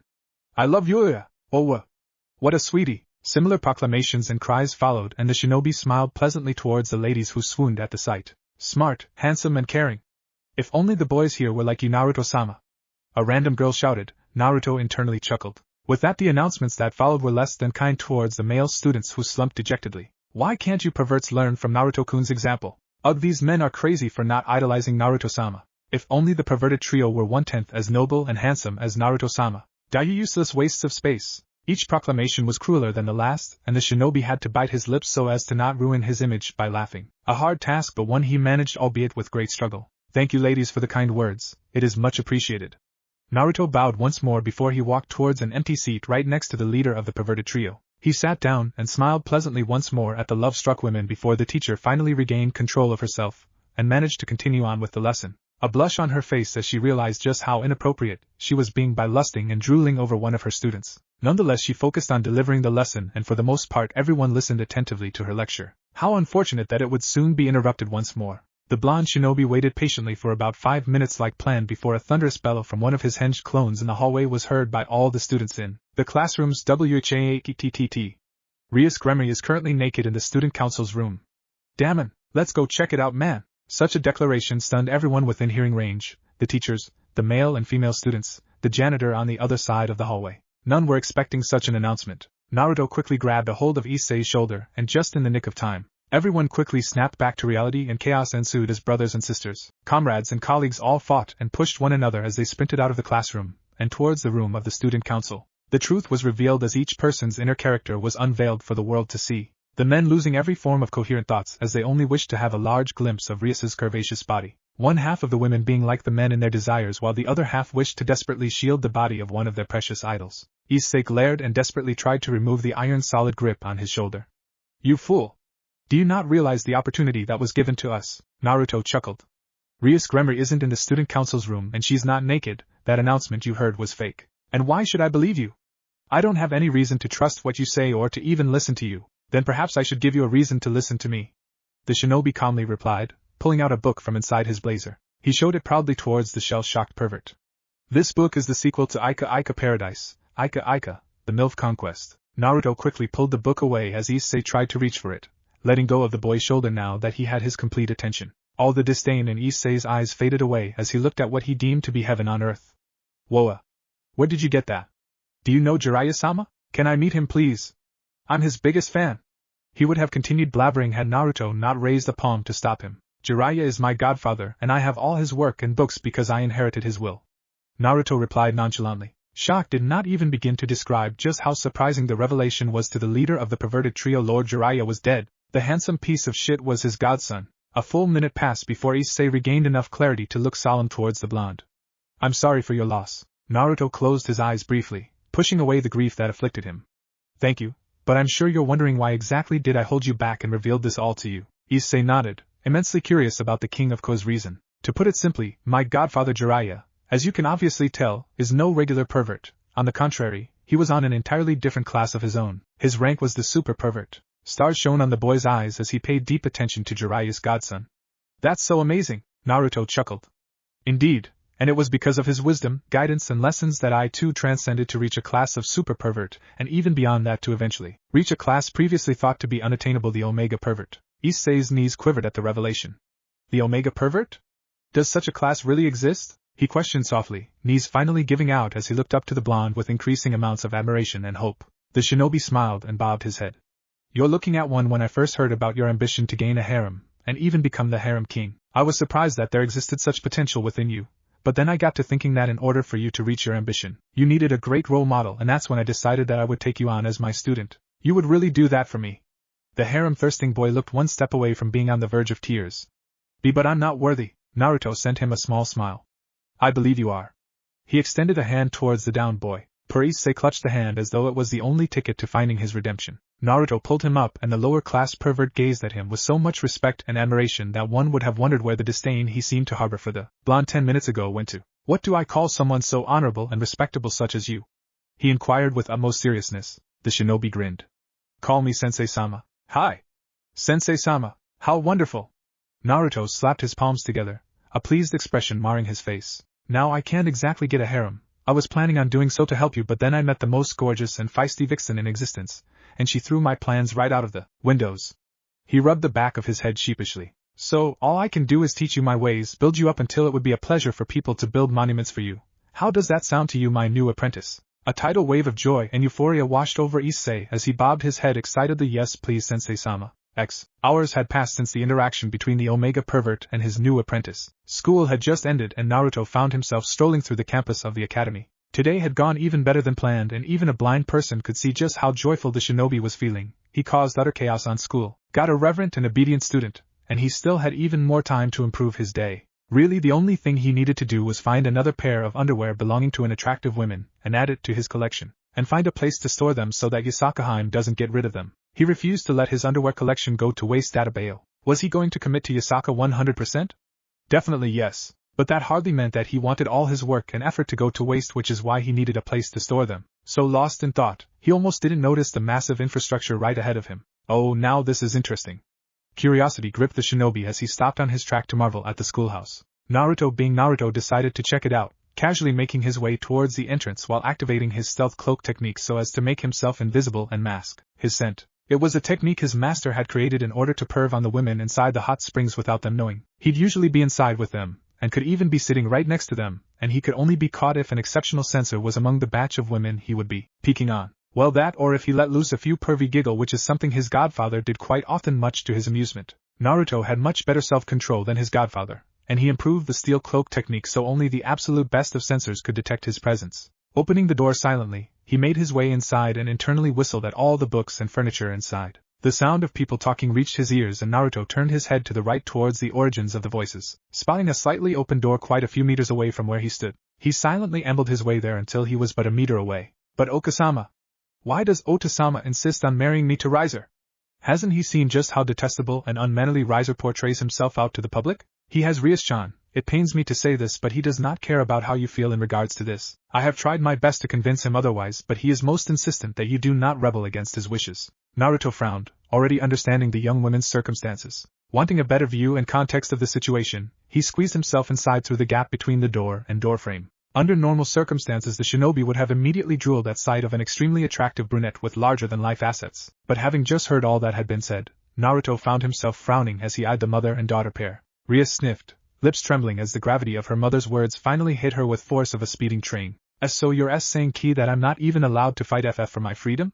She choked out. Venelana felt her heart break at the sight, inwardly cursing the bastard she called husband for putting her daughter in such a sorrowful state. She gently cupped Rias's face, caressing her visage with all the love and care in the world before she slowly wiped away the tears.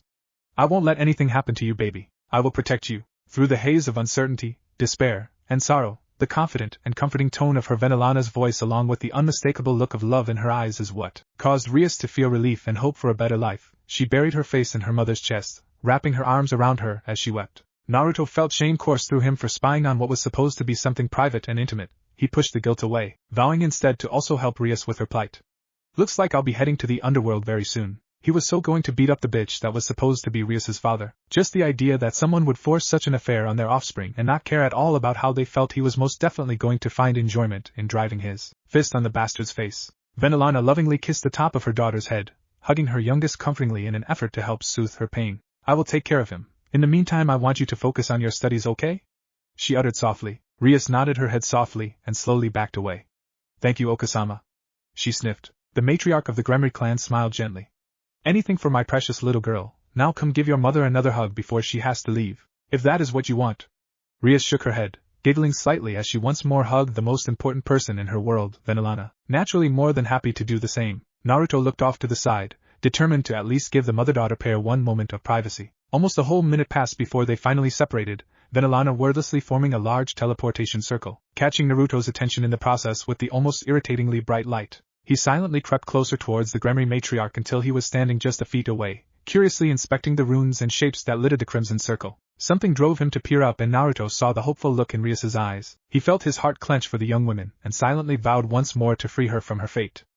The underworld, Gremry Estate. Naruto looked around the lounge curiously, impressed with how his surroundings changed in the blink of an eye. It almost made him wonder how no one seemed to want to try change a few properties of the teleportation spell so it could be battle-oriented. His train of thought was suddenly derailed when he noticed movement on his left. Naruto shifted his attention to the woman partially responsible for bringing him here, a flush creeping on his face as his eyes finally studied the brunette's form with startling intensity. A flattering shade of milk chocolate hair sat atop her head, shimmering bangs fluttering in the air and drawing attention to the woman's mesmerizing amethyst-tinted orbs. A small nose lay underneath, cupped between well-sculpted cheekbones that also helped highlight thick and ravishing pink lips. It was truly a beautiful face, far surpassing the beauty and attractiveness that supermodels could only dream of having. But of course, as a devil, a being of sin, she had to possess certain characteristics that made him see that she was not even close to being human. She didn't have any horns emerging from the top of her head, but what she did have was a body that human women could never possess unless they won the biggest genetic lottery ever. She was dressed beautifully, garbed in a sleeveless, sparkling dark green gown that exposed her delicate shoulders and collarbone while hugging her figure well, one side of the dress possessing a three-quarter slit, and promising a view of heaven to those lucky enough to see.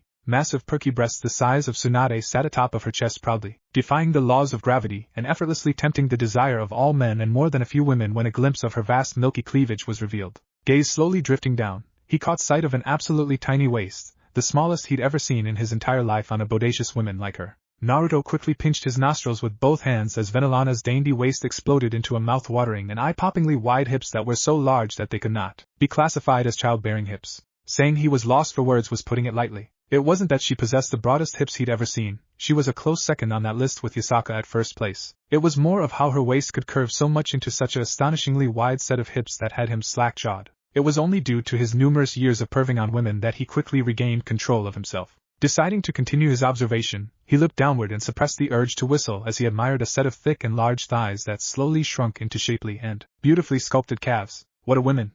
Naruto thought unconsciously. He shook his head. You can perv and steal her underwear later. Right now I have something else to take care of. Let it be said that while Naruto Uzumaki was the biggest pervert in the multiverse, he was also simultaneously the noblest and kindest man there was. The grief that an 18-year-old girl was going through at the hands of her father of all people had simply meant that Naruto was going to put his other talents to use, namely beating the shit out of assholes and bastards like him. It was an idea that the matriarch of the Gremry clan also agreed with. A frown settled on Vanillana's visage as she thought of the misery her daughter was going through due to her husband.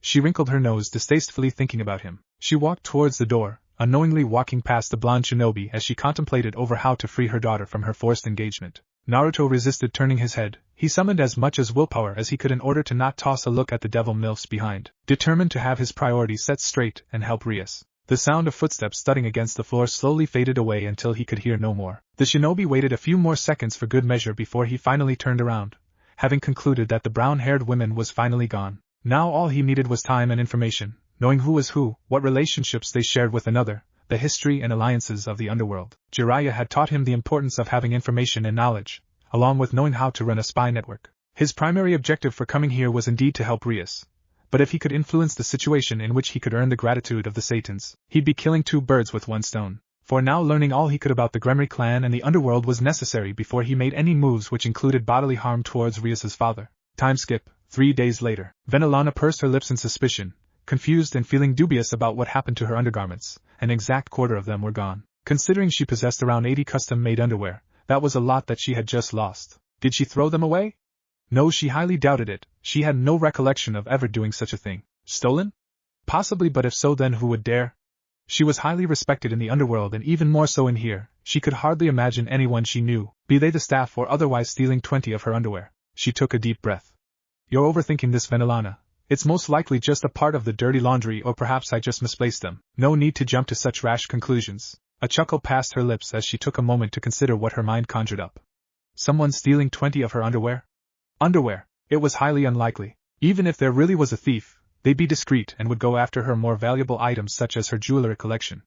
Which I already checked. Vanillana shook her head and giggled. The exhaustion must have been getting to her if she started to have such weird thoughts like that. Unknown to her, her suspicion was correct, as despite wishing to stay prioritized to his mission, Naruto could not refrain himself from taking a handful of her panties when he stumbled upon her room by complete accident yesterday. He just saw the custom designs, and knowing it belonged to Rias's hot, curvy milf of a mom, one couldn't blame him too much for being reckless and taking a large amount for himself. Naruto had been quite busy the past few days, most of his time being spent in the library, where he would gobble up the information he needed in order to make his move properly. Now normally he would have mass spanned at least 100 clones so they could do the studying for him. But such a move would alert everyone of his presence, and as a result he had to limit the number of clones created to only 10. Those 10 clones along with himself had done nothing but studying since then. Well, that wasn't entirely true, as he did need a break from studying. He did need to eat and sleep, not mentioning learning the layouts of the residence. But the point was, he was immensely busy the past few days. He did learn a lot though about the influential people, clans, and history of the underworld. He was up to date. Who would have thought that Rias was related to the leader of all devils, and that said leader, Surzek Lucifer, was a massive Siscon? It totally caught him by surprise. Still, the situation played out to him much favorably, and for that the blonde peace-seeker was not complaining. The shinobi was currently glaring daggers at the clan head of the Gremory clan, his form still concealed thanks to the stealth cloak jutsu. Naruto had to refrain himself from giving Xiaticus Gremory a beating he would never forget, having learned much about the man in the past 3 days. What he learned about the clan head did not paint him in a good light for the blonde. The only reason he hadn't attempted anything was simply because he was taught not to rush in without thinking. For a man who was supposed to represent a clan renowned for their kindness and compassion, he did the job terribly. Clearly someone else has to take over the position of clan head, as Xiaticus Gremory was not fit to represent the Gremory clan. Fortunately for them, Naruto had ample amount of time to plan and strategize. He ended up coming up with an idea that would humiliate Xiaticus, a plan that would force the clan head into freeing Rias from her fate, and give up his position as clan head due to the shame that would soon follow. All that was required was but one thing, Vanillana's cooperation. That should be fun. Naruto grinned. And start. In one's home, that's where more often than not, one can find themselves most at ease. That was how it was meant to be. Yet one Vanillana Gremory found herself trudging through the hallway while eyeing all the servants with utmost suspicion. 3 days of non-stop searching for her 20 missing underwear, and coming up short was starting to aggravate her. What was once a mild doubt transformed into an incredible amount of wariness, as there was simply no way that she could misplace that many undergarments. Someone was behind this mischief, and Vanillana vowed that she would not only uncover the mystery of who was shameless enough to do so, but she would also skin the fool alive. Bloodthirsty did not even begin to describe just how murderous the matriarch of the Gremory clan was feeling. Yet despite having the urge to lock all the servants in a single room and interrogate each and everyone until she found the heinous one, she could not do so, as such an act was unbecoming of her status as both a high-class lady and as the matriarch of the Gremory clan. Truly at times did she hate her position. Actually, she found herself despising it more often than not. How many times did she want to go visit her firstborn just to find herself unable to because she had to formally request an audience? It was an act she could not do regularly, as Surzek resigned his birthright and heritage in order to be recognized as the Satan Lucifer. It would be highly improper for both the Satan and for her. Yet that was not even the worst part. Her daughter Rias was fighting desperately against her fate to be married, and the odds were heavily stacked against her favor. One would think that due to her position as the matriarch of the clan that she could cancel the arranged marriage, or at the very least help her daughter against the contract. If only that were the case. The main contributor to why she hated her position was due to her being unable to help her daughter in any way except for by talking and trying to convince that stubborn and disgusting excuse of a husband and father that Rias shouldn't be married against her will. But no matter what she said or what angle she tried to approach from, whether it was from a parent-like angle or from a financial view or even political, nothing she said seemed to faze Xiaticus in his quest of marrying her daughter into the Phoenix clan. She utterly despised being the matriarch of the Gremory clan, and she despised her vile and loathsome husband even more. With all that she had in her plate, one couldn't blame Vanillana for being in a foul and unapproachable mood as she glared heatedly at the cowering servants that littered the hallway. All but one, a weird pink-haired maid, fearlessly ran up to the esteemed Lady Gremory, stopping about 3 meters away and looking quite frantic as she addressed the mother of the Crimson Satan. Vanillana-sama. Vanillana narrowed her eyes menacingly. What is the matter? It better be important, my dear, because I'm currently far from being in a delightful mood. Her subtle threat didn't seem to register to the pinkette as she pulled out an underwear from her pocket, much to Vanillana's confusion. Some strange man invaded my room and told me of how he snuck into your room and stole a mass amount of your undergarments. Vanillana's eyes widened at that. She barely managed to restrain herself from grabbing a hold of the younger woman's shoulders. Where is he? What did he look like? Tell me everything, she demanded. The maid nodded frantically. He has blonde hair and blue eyes, and he also has these strange whisker-like marks on either side of his face. Right before he ran away, he said he would be by the lake at 9:30 and that he challenges you to a duel. If possible, Venelana's eyes narrowed even further, finally having the effect of intimating the shorter lady. And you're telling me the absolute truth? No form of lying or exaggeration? Why yes. I swear I'm not lying to you. The amethyst-eyed MILF nodded. Alright, I appreciate you informing me of this. What is your name? It's Sakura Haruno, Lady Gremory. The flat-chested Pinkette meekly answered. Venelana gave a small pat of the shoulder, and walked past the younger maid. Thank you for informing me, Sakura. With her back turned, she failed to notice the large, almost dangerous mischievous smile that crossed over the Pinkette's features as she locked eyes on the back of the Satan's mother, eyes pleasurably following the sway of that massive jutting rump as it jiggled away. It's my pleasure, Vene-chan. Time skip, 3 hours later. Decades before even the birth of Surzuk Lucifer, one Venelana Gremory was known far and wide in the supernatural world for her deadly prowess and jaw-dropping beauty. Brunette Ruined Princess. That was the title she was bestowed upon and was recognized by in the supernatural world. Centuries have passed since she had last battled, but Venelana was and still is known as the strongest woman to ever emerge out of the mighty Bale clan for a reason, and she planned on educating the fool who dared to steal her panties just why he made the biggest mistake of his life. It was why she was here, standing meters away from the crystal-clear lake that was a few miles away from the Gremory mansion. A frown emerged from Venelana's visage as she searched for the blonde pervert. Almost a minute passed before she gave up on her futile search. Did that girl lie to me? She outwardly mused. She didn't. A startled scream escaped the esteemed Lady Gremory as she jumped away and immediately turned around, hand-coated in the famous power of destruction, and firing at the one who snuck behind her. Naruto ducked immediately and sent a grin towards the unsettled brunette. Hi! He ducked once more as another blast was sent over his head. Whoa! Calm down, Vina-chan, I just want to talk, Venelana snarled. Silence! She ran up to him and immediately engaged him in hand-to-hand combat, having sensed his massive reserves. She knew that allowing him to utilize his energy would be a big mistake. 2 whole minutes passed, Venelana only growing more frustrated as she failed to land a single blow on her opponent as Naruto weaved and dodged her attacks yet never once attempted to strike back. How dare you look down on me? She threw a roundhouse kick. To her shock, Naruto caught the kick with ease and looked at her boredly. You're definitely stronger than Rias-chan, but I'm afraid you're no match for the ultimate pervert, he proclaimed proudly, whirling around while holding on to her calf and hurling her away. Venelana righted herself in midair and glared murderously at the blonde. What have you done to my daughter? Nothing, we fought and then we walked our separate ways, though that happened more than a week ago. Now that I answered your question, can we talk? Vina-chan. The shinobi jumped away as a large purple energy sphere landed on where he previously stood, detonating and taking with it the surrounding debris. You dare to address me in such a way? Venelana questioned, livid with the audacity of the blonde who cheekily grinned at her. Naruto turned around, looked over his shoulder, and promptly smacked his bum in an effort to vex her. Judging by the way her aura intensified, he could reasonably conclude that he succeeded in his mission.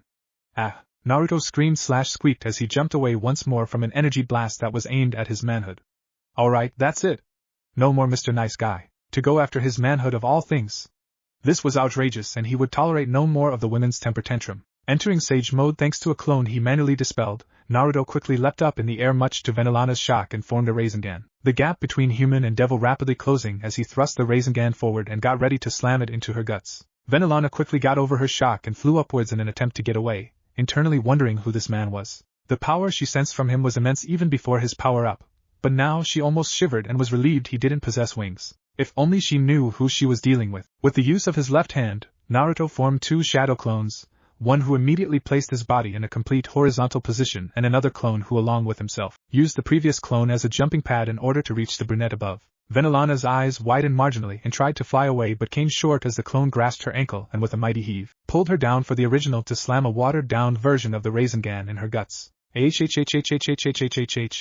She yelled out in torment, tears materializing in her eyes from the pain. The Rasengan exploded, causing even more immense pain for the devil and sending her rocketing back down on the ground, a crater forming on where she landed. Naruto softly landed on the surface of the lake and calmly walked up to his opponent, inwardly feeling guilty as even a weakened version of his signature move could still do plenty of damage, though in his defense he expected more out of the durability of a devil's body. Agony was all that was felt as Venelana attempted to get up, a glance downward showing just how nastily bruised her stomach was. She hissed in pain and attempted to ignore her injuries as she pushed herself up only to fall back down. Here, let me. The power of destruction instantly materialized in Venelana's palm as she thrust her attack towards the blonde's face in an attempt to kill him. Naruto reacted quicker and grabbed a hold of her wrist, gazing coolly at her even as the purple sphere was just mere centimeters away from his visage. I am not your enemy. Right after he said that, a shower of gold erupted, temporarily blinding Venelana as Naruto entered his 6th Sage mode state. A whole 10 seconds passed, one in which during the entire duration Venelana clenched her eyes shut, fear gripping her core as she sensed a massive amount of power that would have easily brought her down on her knees had she been standing up. So terrified by his power, she couldn't think coherently, but if she could, she would realize that his power equaled that of Great Red. And with the barrier that naturally encompassed over the entirety of the Gremry clan's land, no one outside the barrier could sense the power up and come to her aid. It took a couple more seconds until she registered that nothing happened. She slowly opened her eyes, wariness present in her lavender-tinted orbs as she gazed into the transformed state of her opponent. Silence stretched between the pair as Venelana observed his glowing form, with Naruto just giving her all the time in the world. A slight shift on the torso had Venelana hissing in pain, a fact that Naruto immediately registered as he brought his right palm towards her belly. The brunette ruined princess immediately attempted to back away but failed, hissing even more as pain erupted all over her nervous system. Naruto raised his hands in an effort to calm her. "Hey, I won't hurt you, please trust me when I say that I can help." He slowly lowered his palm while holding eye contact with the brunette's fearful purple orbs. Gently he landed his palm on her wound, sending her an apologetic expression when she winced in discomfort. Seconds passed before Naruto eventually pulled his palm away. A healed torso in place of what was once a damaged and heavily bruised stomach. All traces of pain seemed to disappear from her system. A look downwards towards her belly revealed unblemished and smooth skin. Venelana looked back up confusedly at the blonde. "You healed me, why did you heal me?" Naruto shrugged his shoulders casually, his transformation fading as his form returned back to its base state. "You were hurt, and I had the power to heal you, so I did. But I'm your enemy." He frowned and shook his head. "No, you're not." Slowly, Venelana got back up, all the while maintaining eye contact with the whiskered blonde. "Who are you?" she questioned, curiosity dripping from her tone. The shinobi smiled. "Naruto Uzumaki, all-around badass and the ultimate pervert."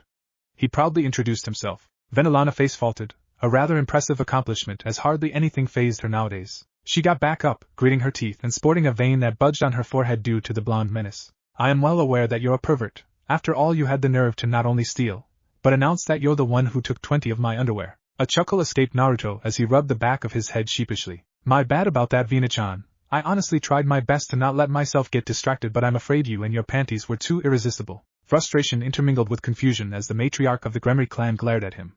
"Why did you fight my daughter? How does she relate to this?" "Well, if you really want to know." He shrugged his shoulders. "She came to me, not particularly pleased that I took her best friend's underwear. We agreed to have a match with stipulations that I then won. After that we went our separate ways." Dread did not even begin to express how alarmed Venelana was feeling at the knowledge gained. "The stipulations? What were they?" Naruto brought a hand to his chin, stroking his non-existent beard while humming exaggeratingly. "Well," he mischievously drawled out, a grin appearing on his visage as he could sense the frustration boiling within the brunette. "To put it simply, if I won, which I did, she would give me her underwear, owe me a favor of any kind, and I believe the last stipulation was her giving me a 10-minute sexy dance while wearing a swimsuit outfit of her choice. She already has given me her panties. That leaves only the favor and the dance." He added, "I'll owe you a favor of any kind as long as my daughter Rias owes no favor to you. The same goes for the dance." Venelana instantly proposed, more than willing to do everything she could to lessen the weight on her daughter's shoulders. Naruto's eyes briefly softened. A mother who would do anything and everything for her child, he was really starting to like her. "I'm willing to accept the favor transfer, but not so much with the swimsuit dance. Then I'm afraid Rias-chan still owes me." Venelana let out an unladylike grunt but nodded. "Very well, now what I wish to know is why you are here. Why have you been trespassing for the past few days, and why did you seek me out?" A terrifying grin emerged from the blonde's features. "That's very simple. I've come to free Rias-chan from her arranged marriage, and I need your help in doing so." He sent a thumbs up to the flabbergasted devil. She blinked. "You're here to help my daughter?" she asked unsurely. "I am." He nodded. "But why?" Venelana demanded to know, immensely worried about what the blonde's help could mean for her youngest. Naruto felt his eyes soften once more. "Because I want to help." A scoff escaped the brunette's lips as she shook her head. "Nobody helps for free," she stated evenly. "I do," he stated seriously, all traces of mischief and amusement fading away from his eyes. Silence encompassed the pair as Venelana gazed deeply into the windows of Naruto's soul, searching fruitlessly to find anything that pointed to a hidden or malicious agenda, but ultimately seeing nothing but plain honesty and a genuine desire to help. Still, despite what she found, Venelana couldn't help but question the strange but powerful human she had just fought, needing to be absolutely certain she could trust him with her daughter's future. "You really do wish to aid my daughter?" Naruto nodded softly. "Yes, I believe that if you can help someone, then you should. I also believe that everyone should have the right to decide who they want to marry. Those two reasons are why I want to help Rias-chan, if it's alright with you. And if it helps my case, I'm not planning to help in order to receive more favors or anything like that." Venelana closed her eyes briefly, pondering and reflecting about everything that had been said and done. Here was someone with a strength that rivaled and possibly exceeded the strongest the supernatural world had to offer. He showed her mercy, showed her daughter mercy, healed her wounds, and he seemed to possess the desire to truly help her youngest child. The mother in her was scared, scratched that she was frightened of him harming Rias in any sort of manner. But the logical part of her knew that if he truly wanted anything and he was a bad person, there would be absolutely nothing that she could do to stop him. There was much torment that he could have done to them, much pain that he could have inflicted upon them, and walked away unscathed, and yet nothing heinous had happened to her. Or Rias, on the contrary, he had only been merciful when he could have taken what he wanted by force. And that was not mentioning that while she wasn't the most capable censor in the underworld, she was still a good enough censor to be able to tell by the feel of his power, the warmth that exuded from his energy, that he really was a good and kind man. All the evidence pointed towards him being a genuine person. Having taken all that into consideration, she finally came to a decision, hope blooming in her chest at the prospect of finally being able to help her precious daughter against her marriage contract. She opened her eyes to gaze at the human, walking into his personal space and cupping his hands gently. "I'm counting on you to help me free my daughter, please don't let me down," she pleaded softly. Naruto sent her a gentle smile. "I promise you that Rias-chan will be free from her arranged marriage by the end of this week." Thank you Naruto Uzumaki." Vanillana squeezed his hands gratefully before letting go. "Now while I would like to know what you have in mind and what part one play in your plan, I believe that is something to be discussed in a more appropriate setting, namely the kitchen where we can have a cup of tea. I like how you think, Vina-chan." He gave her a thumbs up. Vanillana giggled and looped her arm around his, gently dragging him towards the mansion. "Why thank you, young man, we are no doubt in for a pleasant conversation, and while we walk there, I think it would be a wonderful idea for you to tell me just why exactly did you steal so many of my underwear," she said cheerfully. The shinobi cringed. He knew stealing her underwear would be a bad idea. "Well, you see, I have many goals. One of them in particular involves you stealing my panties." Vanillana's cheerful features no longer looked cheerful as she deadpanned at the shinobi. Naruto laughed nervously. "Something like that. One of my goals is to have amassed at least 300 underwear from the most beautiful women in the world, and as it so happens, you are one of the most beautiful that I have ever laid eyes upon." A giggle escaped her as she laid a tender hand on her cheek. "Flattery will get you everywhere, young man. That said, I didn't think someone so young would find someone so old like me to be so beautiful." He looked at her incredulously. "Vene-chan, you are gorgeous. No, you're beyond gorgeous. You're literally tied for first place for the most attractive women I've ever seen." And he meant it. The women before him equaled Yasaka in beauty. Honestly, the only reason he hadn't been blushing when he gazed at Vanillana's visage, a visage belonging to a goddess, was because he had already developed an immunity after being around Yasaka for almost a week. "Ah, you're such a sweetie." She stopped them in their tracks, raising a hand and gently pinching the blonde's cheek much to his confusion. "But I still don't appreciate you stealing my underwear." Naruto felt dread grow in his stomach as Vanillana smiled pleasantly, perhaps a bit too pleasantly. The way he felt was understandable as she then proceeded to twist her fingers almost painfully. "Oh wow. Hours had passed since the interaction between the hero of Konoha and the brunette ruined princess. Once having arrived in the Gremry mansion, the unusual duo parted with the intention to reconvene once more in one of the unoccupied guests' room. Naruto till then being given access to a room of his own that came with plenty of clothes of which he could choose to wear or take, along with a bathroom where he could either shower or relax in the hot tub. It was a nice experience after having to sneak around for the past few days. But what made the occasion all the more delightful was the fact that he had a private chef assigned to him by Vanillana. Said chef was currently delivering 10 more cups of ramen while glaring at the blonde distastefully, having had enough of the whiskered man who had already eaten around 50 cups worth of ramen. Did a black hole exist in the blonde's stomach? That was a question that Vanillana's personal chef wondered as he set the tray on the table, and inwardly prayed to Satan that he would no longer have to make any more of that infernal and bland recipe. Naruto paused mid-slurp, glaring menacingly at the chef who took a step back. "Did you just call ramen the food of the gods, infernal and bland?" The chef reeled back, unaware that Lady Gremry's guest could hear his thoughts. "No, I can't. Your thoughts, you dumbass. That's insane." Naruto shook his head at the stupidity of the chef. He must have been going crazy being cooped up in this place. "I know your thoughts because the ramen god told me of your blasphemy." Pardon me? The chef tilted his head in confusion. "Ramen has a god?" Said god told the blonde menace of how he disrespected ramen? Naruto rolled his eyes.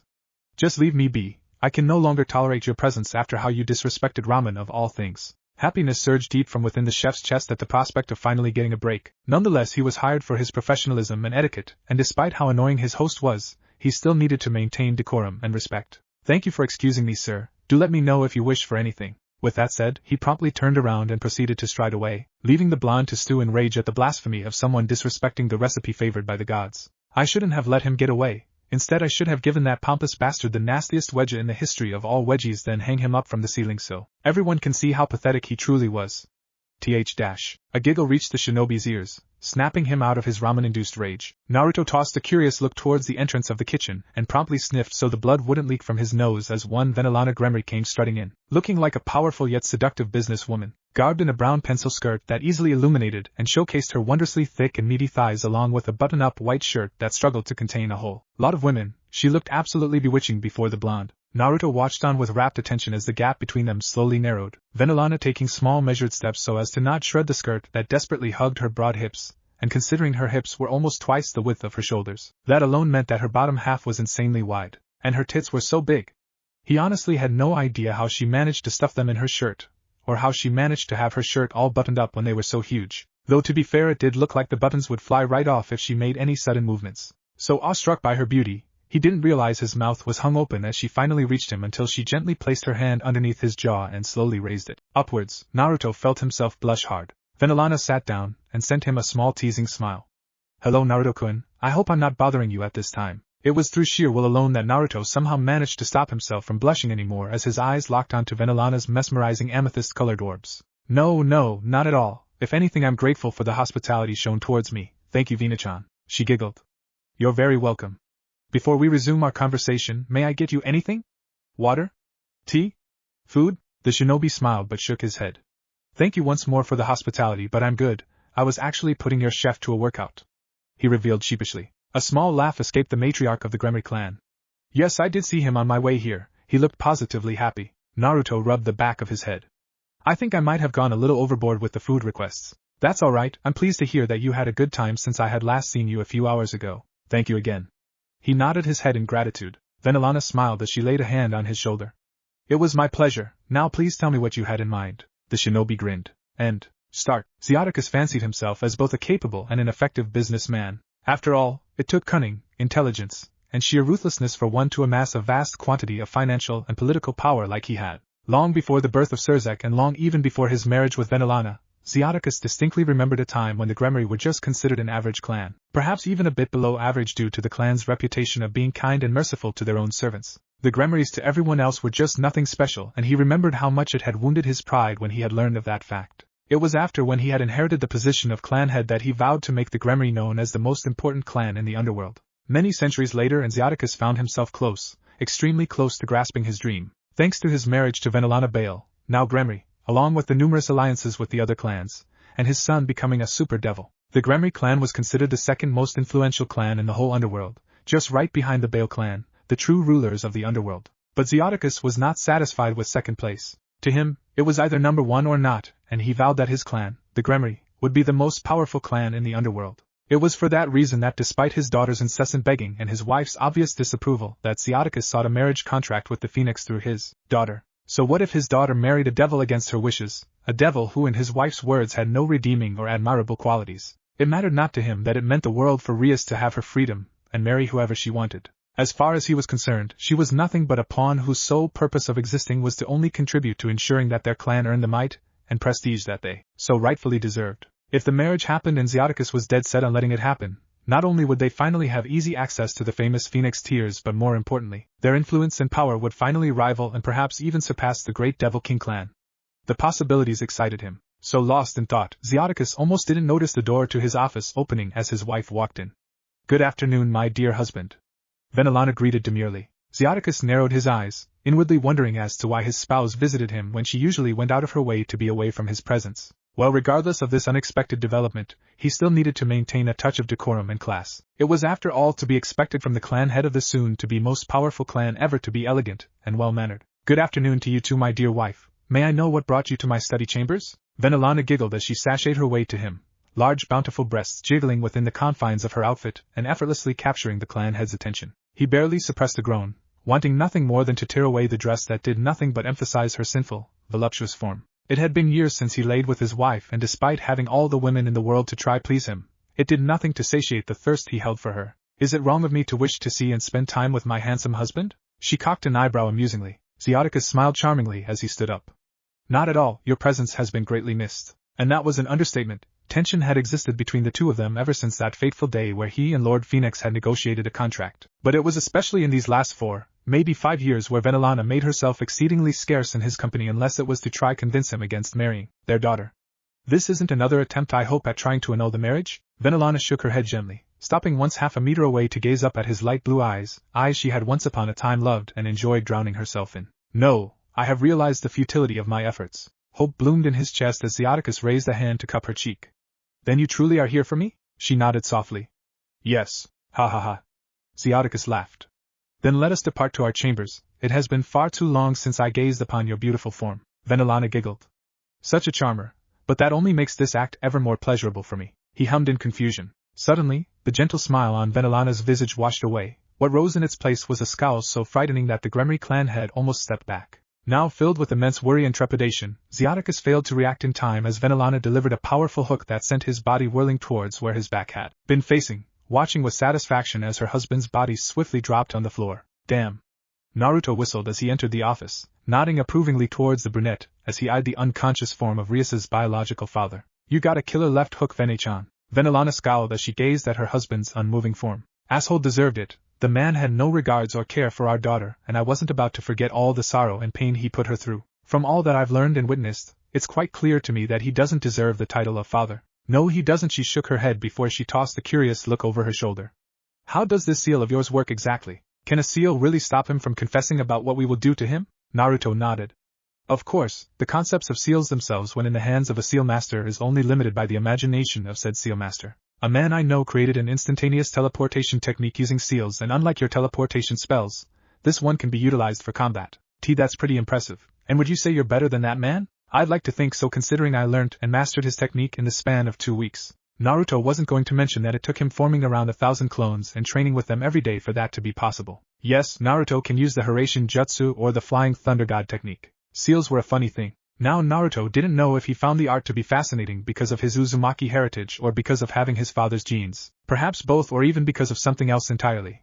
But regardless of the reasons, when his godfather had first brought out the idea of training him in Fuinjutsu at the start of the training trip, he remembered finding the idea to be extremely exciting. By the end of the 3-year training trip, it was no exaggeration to say that Naruto had surpassed Jiraiya and was rapidly approaching the Nidame's level of expertise when it came to seals, and considering Tobirama had created a space-time technique using seals, while Naruto felt confident that he could proclaim himself as a seal master. Roughly around 18 months later, just before the start of the 4th Great Shinobi War, and Naruto had become unparalleled when it came to Fuinjutsu, and thanks to his mastered Hiraishin, was saving countless lives during the Jubi's onslaught. So yeah, Naruto knew for a fact that there existed no one who was better than him when it came to seals, and if there ever came a day where he was proven wrong, well, he was just going to have to become better and surpass whoever was above him. Databao. Venelana gazed at the blonde with no small amount of awe.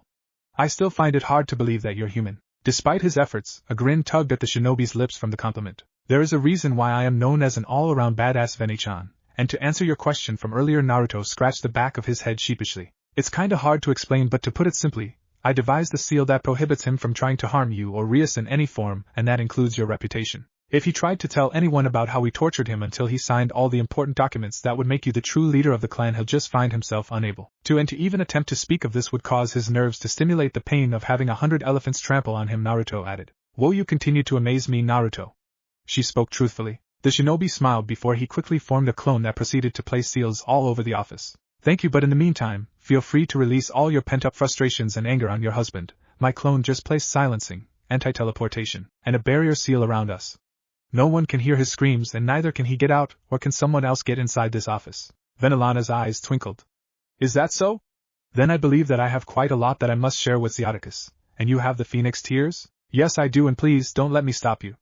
Naruto smiled before pulling a small bag from his pocket, dangling it for a second before returning it back. Heads up. This upcoming scene, even if brief, can be very nauseating and uncomfortable. I recommend skipping it if you're not good with a bit of violence. That said, I will try to keep it very short. Pain start. The brunette ruined princess couldn't help but giggle before she turned her sights back to her unconscious husband. A malicious grin plastered on her visage as she raised her leg high before she swiftly brought it down in order to stomp on his. Theodicus woke up with a yell, tears instantly materializing in his eyes as he lurched forward and clutched at Venelana's calf, trying desperately to remove his wife's boulder-crushing foot of his wiener. Unfortunately for him, Venelana wasn't feeling very merciful as she pressed down even more forcefully before she sent and landed a painful cross right on the bridge of the clan head's nose. Blood immediately gushed and erupted from his nostrils, but before he could even attempt to retaliate, or even think, he felt Venelana clutch his hair while simultaneously lifting her shoe off his balls. With a furious yell, she yanked his head towards her and slammed her knee on his visage. Naruto winced uncomfortably as he watched on. Someone slamming their knee onto another person's face always guaranteed a lot of pain. It made him very glad that it wasn't him getting the shit beaten right out of him. With a yell, Venelana brought down her foot and stomped on her husband's face with the force of a speeding train. Pain end. Time skip. 1 hour later. Xiaticus shivered irrevocably as he lied in the corner furthest away from Venelana, throwing fearful glances towards the still murderous and vengeful-looking brunette, and quietly squeaking as she glowered at him. Frankly, Naruto couldn't fault him for his reaction, as Venelana had really given her husband the beatdown in the last 60 minutes, and she would have continued to beat the shit out of him had he, Naruto, not pulled her back and finally put a stop to it. The shinobi had honestly thought that the beautiful brown-haired MILF would tire herself out after 15 minutes of non-stop aggression, but he was obviously so wrong. Now during the entire ordeal there were times when Naruto had almost stepped in to put a stop to the beating, but the memory of a teary-eyed Rias kept flashing in his mind, and Naruto found himself unable to show even a mediocre amount of compassion and mercy towards a man who wouldn't show any to his own daughter. Eventually though, Naruto did have to finally end it, if only because he didn't want to waste any more time than he already had by just watching a man just get clobbered by his wife. Now one would normally expect for a man to look like one giant bruise after a full hour of ass-kicking, but surprisingly enough that was not the case for Xiaticus Gremory. Those Phoenix Terror was nothing short of extraordinary. The sound of whimpers snapped him back to reality, and Naruto watched attentively as Venelana struck to the fearful and currently vulnerable redhead, his demonic energy sealed off and being no more threatening or harmful to the matriarch of the Gremory clan than a newborn baby. She stopped walking once just mere centimeters away, kneeling down so she'd be at eye level with the man she had once loved. Xiaticus, let me explain something to you. She pulled out several documents from somewhere and held them to the clan head's face. I want you to sign these papers right here, right now. And if you don't, let's just say that I still have plenty more feelings to share with you. Xiaticus took a good long look at the papers and instantly understood what it was. Documents detailing transfer of ownership and documents pertaining to divorce. In either a moment of great bravery or sheer stupidity, Xiaticus lost all semblance of fear as he glared defiantly at her. Stupid women, do you really think I would give up the position of clan head just because you can beat me up? No. I've worked too long to give it up now, and besides. Xiaticus's angered look transitioned into an amused one as he chuckled humorously at his wife. Once the great devil council hears of what you have done to me, not even your brother Lord Baal will be able to save you from the repercussions. Not that I expect him to even try, considering he doesn't consider you as his blood. Now it was Venelana's turn to giggle as she shook her head. You must think so low of me if you think that I would act so rashly. Allow me to introduce you to my companion, Naruto Uzumaki. Naruto merrily waved at the scowling redhead. Now you already know that he's quite capable. After all, you can access your power thanks to his seal, and here's the thing, Xiaticus. He's already created a seal that can prevent you from even speaking about today's events. Xiaticus narrowed his eyes. You're bluffing. Fortunately for me that's not the case. Venelana couldn't help but smirk smugly. So here's how I see it. You sign these papers, I become clan head, free my daughter from your accursed marriage contract, and you along with your harem will live in the outskirts of the Gremory territory, far away from my presence. Or you refuse and I get to release more of my frustration on you until you agree to sign these papers. She added. Xiaticus scoffed. Do whatever you wish, but I will not give up on my life work. You can't intimidate me, Venelana. Not to the point of making me give up on all I had worked for anyway. Venelana frowned, yet she persisted. Sign these papers and I will even allow you and your miserable harem to live a good and stable life. It can even be a way out to the human world if you'd really want. My only condition is that you stay away from me, and more importantly you stay away from Rias. I will not change my stance. In fact, there is nothing I would not change about my life except for that failure of a daughter of ours. She should have just stopped resisting and allowed the marriage to happen. Xiaticus shook his head disapprovingly, even now wondering what he had done to be cursed with such a rebellious offspring. Venelana grit her teeth in rage, just barely withholding the urge to slap her former love. Does she mean nothing to you? Do you not love her at all? What about Surzek? Answer me, Xiaticus. Lord Gremory glared defiantly at his wife. I do not love Rias, I do not love Surzek, and I certainly don't love their whore of a mother. Death and the feeling of utter hopelessness flooded the room as Naruto slowly walked to the sprawled on the floor redhead, unleashing a deadly amount of killing intent and causing the clan head to gulp. Naruto narrowed his eyes dangerously as he eyed the trembling form of Rias's father.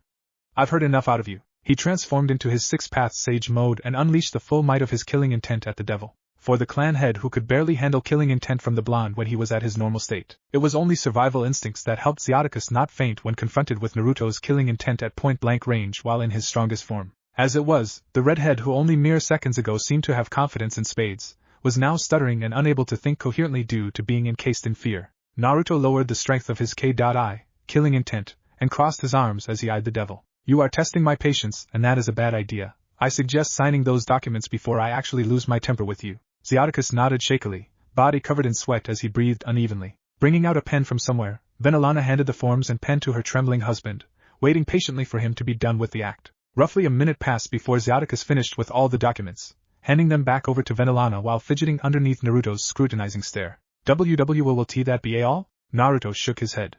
No, there is still one last thing that needs to be done. He raised his hand, fingers arched before he placed his palm on the heart of the shivering redhead. Seconds passed before he pulled his hand back after sensing the seal now becoming a part of Zeoticus. Now about the seal. Listen close because I won't be repeating myself. He exhaled sharply.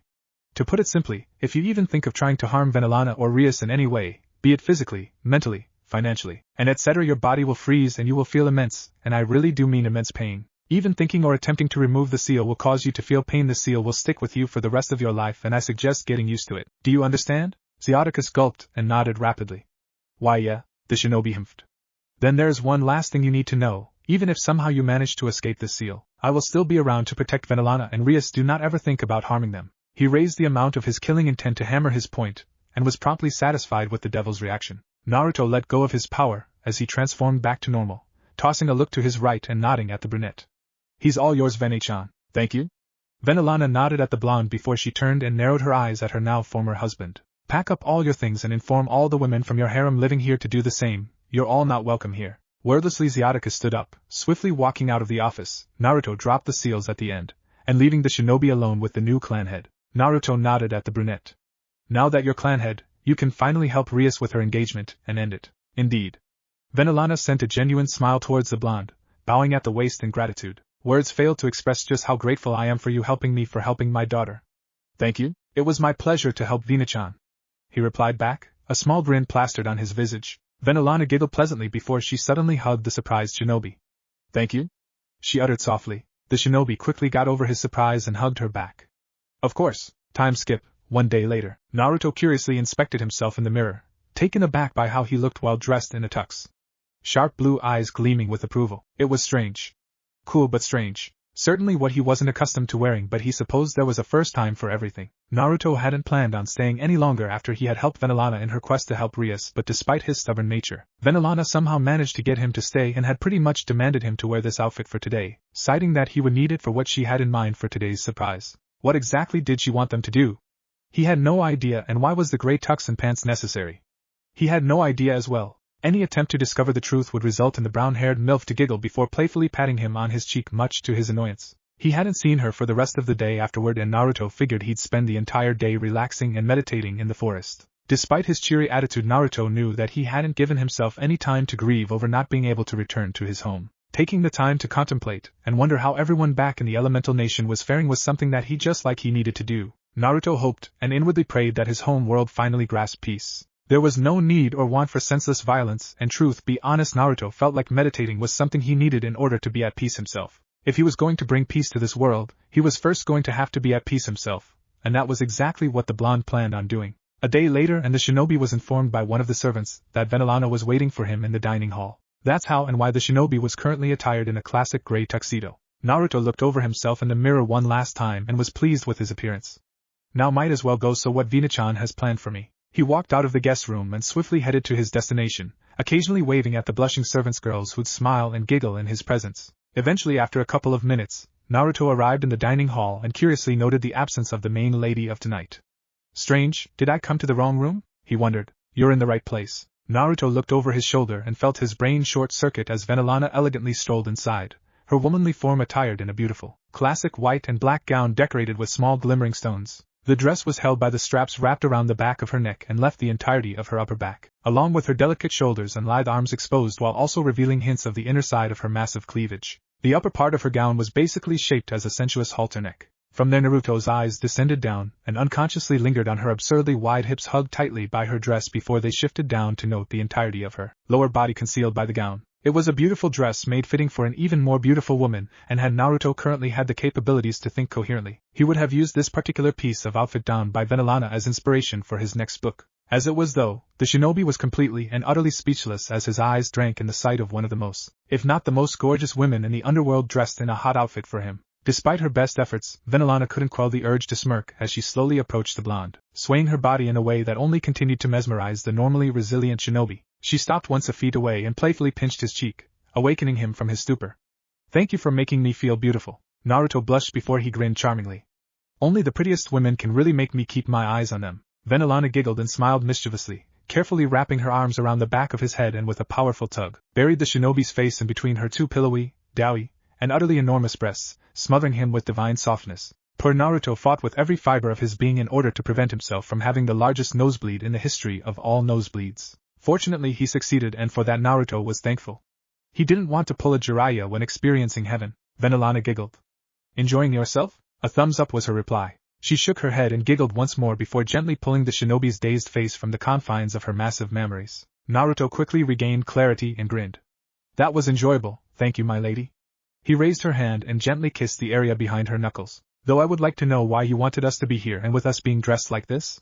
Not that I'm complaining. Purple amethyst eyes glinted with desire as they locked onto a curious and intrigued sapphire blue. Why, it's because I'd like to dance with the man who helped me free my daughter from her cruel fate, of course. And, start. If anyone would have told Naruto when he was in his academic years that he would be quite literally dancing with the devil, he would have scoffed before pranking the fool hard. Funny how one's life can transition and change in such a manner that the unthinkable was now pretty thinkable and normal. Not that Naruto was complaining, of course. He held Vanillana in his arms, one hand clutching onto her waist while the other interlocked itself with her own hand, a peaceful expression crossing over his features as the woman in question had her head laid on his chest while tenderly caressing the back of his neck. They danced slowly, gently swaying against one another as the soft beat of the melody carried the pair across worlds, soft motions and subtle movement only ever enhancing the perfection of the moment that the pair created together. Vanillana sighed contently, head tilting upwards so she could lock gazes with eyes so wonderfully blue.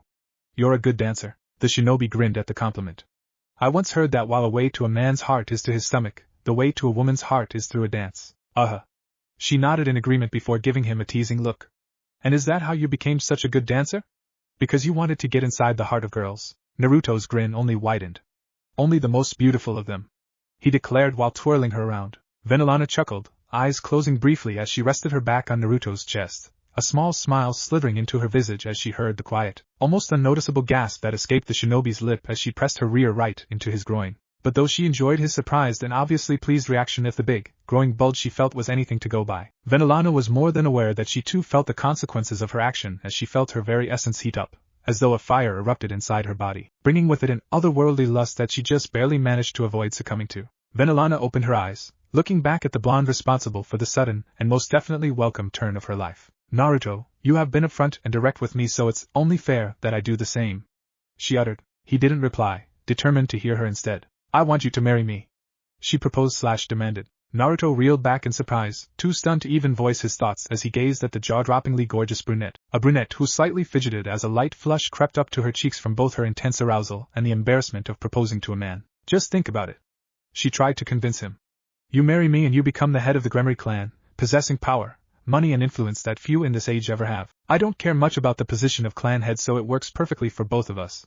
That is from a business perspective. As for a more personal perspective, Vanillana took 3 steps forward, back still facing the blonde as she reached behind with both hands and clutched the rear portion of her dress. She gave a powerful yank from both directions and was promptly satisfied as the back end of her gown was torn apart, thick pale cheeks springing and jiggling out of their once tight confinement. Naruto always knew that the women before him had indeed won the genetic lottery, but only now did he grow to be aware by just how much, his groin bulging uncomfortably against his pants as his eyes traced the curves and wobbles of Vanillana's staggeringly massive behind. The women in question turned around after letting the shinobi get an eyeful of her ass for 10 long seconds, sauntering up to him with a touch of seductive charm that could not be matched. Once within hugging distance, she wrapped her arms around the shinobi's neck, leaning back so the only thing preventing her from falling over was her hold on him. She sent him a lewd smile.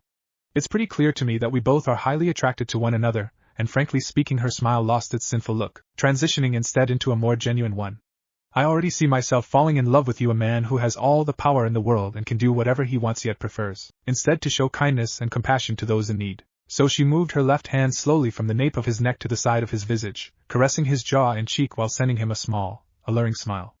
Will you be mine? Before I answer that, tell me, why exactly did you propose to me? I mean, I'm the guy who not only took 20 of your underwear but your daughter's underwear and her queen's too, Naruto asked, confusion palpable in his features as he eyed the hot brunette MILF. Vanillana giggled as she shook her head. While I admit that I wasn't much too amused by your antics, I can find myself forgiving them, as everyone possesses their own eccentricities. As for the proposal, I'll put it like this. Astoundingly powerful, exceptionally handsome, and a heart made out of gold, you can't blame me for wanting you as my husband. The shinobi rubbed the back of his head sheepishly. When you put it like that, I guess I can understand why. So? She eagerly awaited his answer. He smiled. Eep. Vanillana suddenly squeaked as the shinobi without any warning pinched her fat rump, blushing cutely before she composed herself and lightly glared at him. Naruto chuckled before unpinching the cheek of Vanillana's rear end, inwardly lamenting the loss of touching such a gloriously giant ass. Unfortunately, I can't accept Vina-chan. I'm already engaged sort of. Venelana blinked in surprise before her eyes narrowed sharply. She let go of the blonde and took a step back. You are? To who? She calmly asked, too calmly much to the shinobi's discomfort. And what do you mean by sort of? Though her tone suggested that she was not livid, Naruto knew otherwise thanks to his negative emotion sensing ability. He could just feel the sheer anger that wrapped around the new clan leader's form. Still, he was not one to be easily intimidated, and it showed with his next response. To Yasaka, the leader of the Yukai faction, and by sort of I mean to say that we already agreed to be married but I haven't actually given her a ring yet. He clarified. And I should buy her a ring before the next visit. Yasaka, huh? Venelana uttered slowly, jealousy dripping from her tone. I suppose she is the one. At his confused look, she elaborated. You said that I was tied for first place in beauty with one other woman. I'm assuming it's her. Naruto nodded. It is. She crossed her arms. And why not marry me instead? I admit that both her breasts and ass are bigger than mine but not by much. The difference in size is actually so small that it may as well not exist, and I have much more to offer than she ever will. The shinobi felt his gaze on the beautiful clan head soften a touch, knowing he hit a sore spot by his refusal. I chose to accept her proposal because I wanted her support. Yes, I'm not complaining about gaining a beautiful wife in the process, but I didn't accept just because I found her beautiful, or because I'd gained some sort of political power, he explained gently, attempting to bring her some level of comfort in his reasoning. Venelana raised an intrigued eyebrow, anger and jealousy momentarily forgotten as she paid attention to his words. Her support? For what? Peace. He simply answered. World peace. Venelana took a moment to comprehend his answer and how it related to him accepting Hisaka's proposal before her eyes widened in understanding. Oh, I see now. She proposed that the Yukai faction would lend their support for your goal of world peace as long as you agreed to marry her. Precisely. Naruto nodded. Otherwise I would have refused. Yasaka is hot and more than that is a good woman and mother, but despite that I still wouldn't accept marrying someone I do not know regardless of how attractive or noble they may seem. She sighed and pursed her lips. I can't say I'm not disappointed in your answer, but I at least understand why anyway. You said that your goal is world peace. An admirable dream if I do say so myself. The shinobi grinned. Thank you, it's an important dream of mine and I would love to see this world and every species in it know peace, true peace. Venelana smiled genuinely and stepped forward, grasping the shinobi's hand firmly as she looked into his eyes. I believe I have a way of being able to help you with your goal. That caught his interest.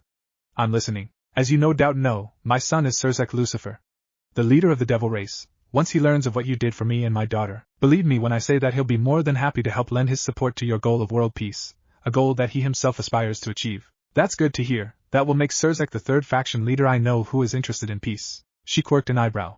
Which faction leader is also interested? Apart from her, Azazel, Venelana hummed. Well, regardless, I'm going to give you a note with my signature on it, deliver it to Surzek, and he'll be much more open to helping you after he reads it. A grateful smile wiggled its way to Naruto's lips. Thank you, Vina-chan. I really appreciate it. Consider that favor you owe me as done. The amethyst-eyed MILF giggled and nodded, letting go of his hands only to cup his face instead, much to his bewilderment. Vina-chan? She didn't say anything, a mysterious glint nesting in her gaze as she pulled his face down just to give him a passionate, lust-fueled kiss. Poor Naruto immediately had his brain shut down from shock, having not seen such a move coming despite his multitude of experience of being around with many attractive women, though to be fair his experience revolved more around teasing women relentlessly than it was actually kissing them. Venelana hungrily pressed her lips against Naruto's, a moan escaping her as the shinobi finally regained enough of his senses in order to kiss her back, a flush creeping up to her cheek as Naruto slipped his tongue in her mouth in order to deepen the kiss. They stayed locking lips for what seemed like forever, tongues intertwined in a mesmerizing exchange that neither of them wanted to pull back from. Eventually they were forced to retreat away from one another, lips separating but still connected by a strand of saliva as the need for oxygen hammered into their being and put an end to their passionate makeout. Naruto breathed heavily, looking at the similarly panting brunette gazing at him with clear want and desire in her eyes. What was that for? Normally Venelana would have giggled at his flustered and dazed expression, but alas in her current state she could only manage to send him an amused smirk. Just because I understand why you accepted Yasaka's proposal and rejected mine doesn't mean I'll accept it. I won't give up on making you mine. She emphasized the last part. The shinobi was floundered, at a loss for what to say. How was he supposed to reply? Venelana it seemed understood his plight because she chuckled demurely before moving her lips to his ears. Tell that bitch Yasaka to treasure every moment she has with you because it won't be long before you belong to me.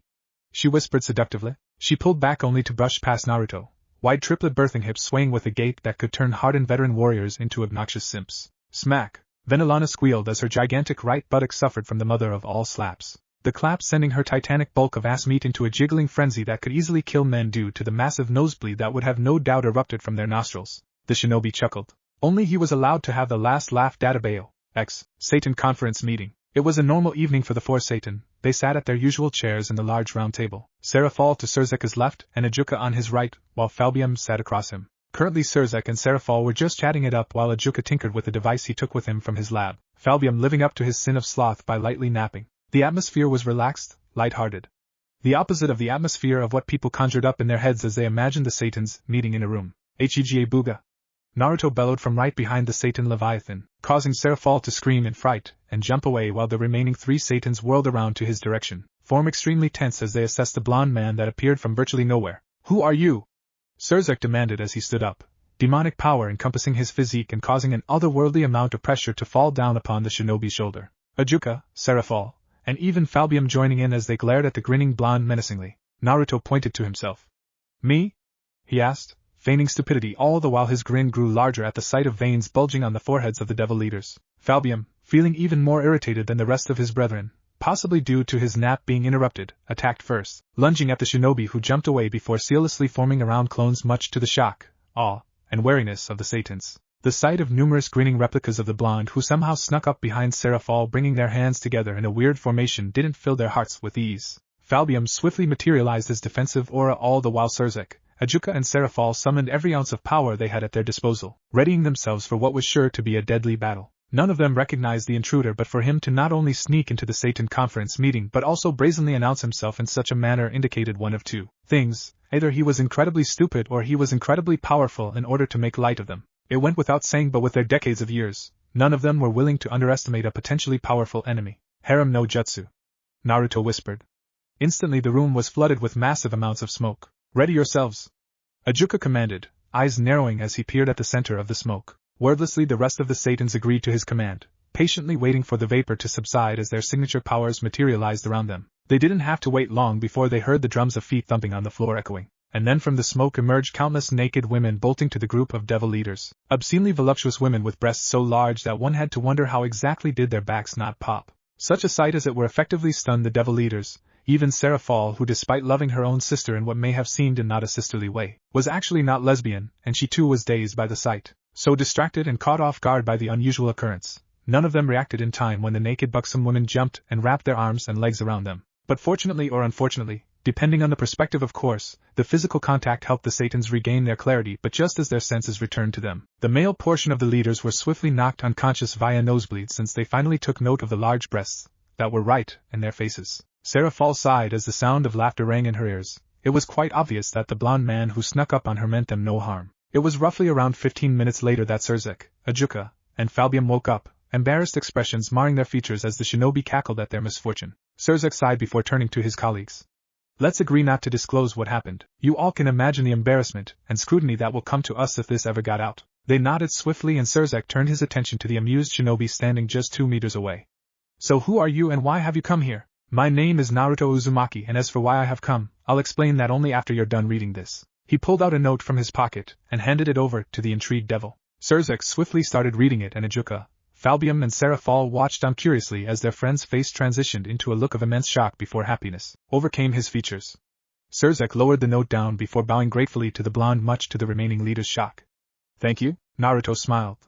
Nothing to thank me for, I just don't like stories with a sad ending. The Crimson Satan laughed relievedly before clasping his hand on the shinobi's shoulder. Well, if you asked me, you deserve all the thanks in the world. Let's go get ourselves a drink and have a good time. Yes? He proposed. Naruto grinned. I suppose it would be horrendously rude if I were to refuse, count me in. Surzek grinned back. Laughter. Pure unadulterated laughter rang out through the air as an amused Surzek exited the bar with a similarly amused Naruto. Damn. Now that my friend is a fine goal. Naruto nodded sagely.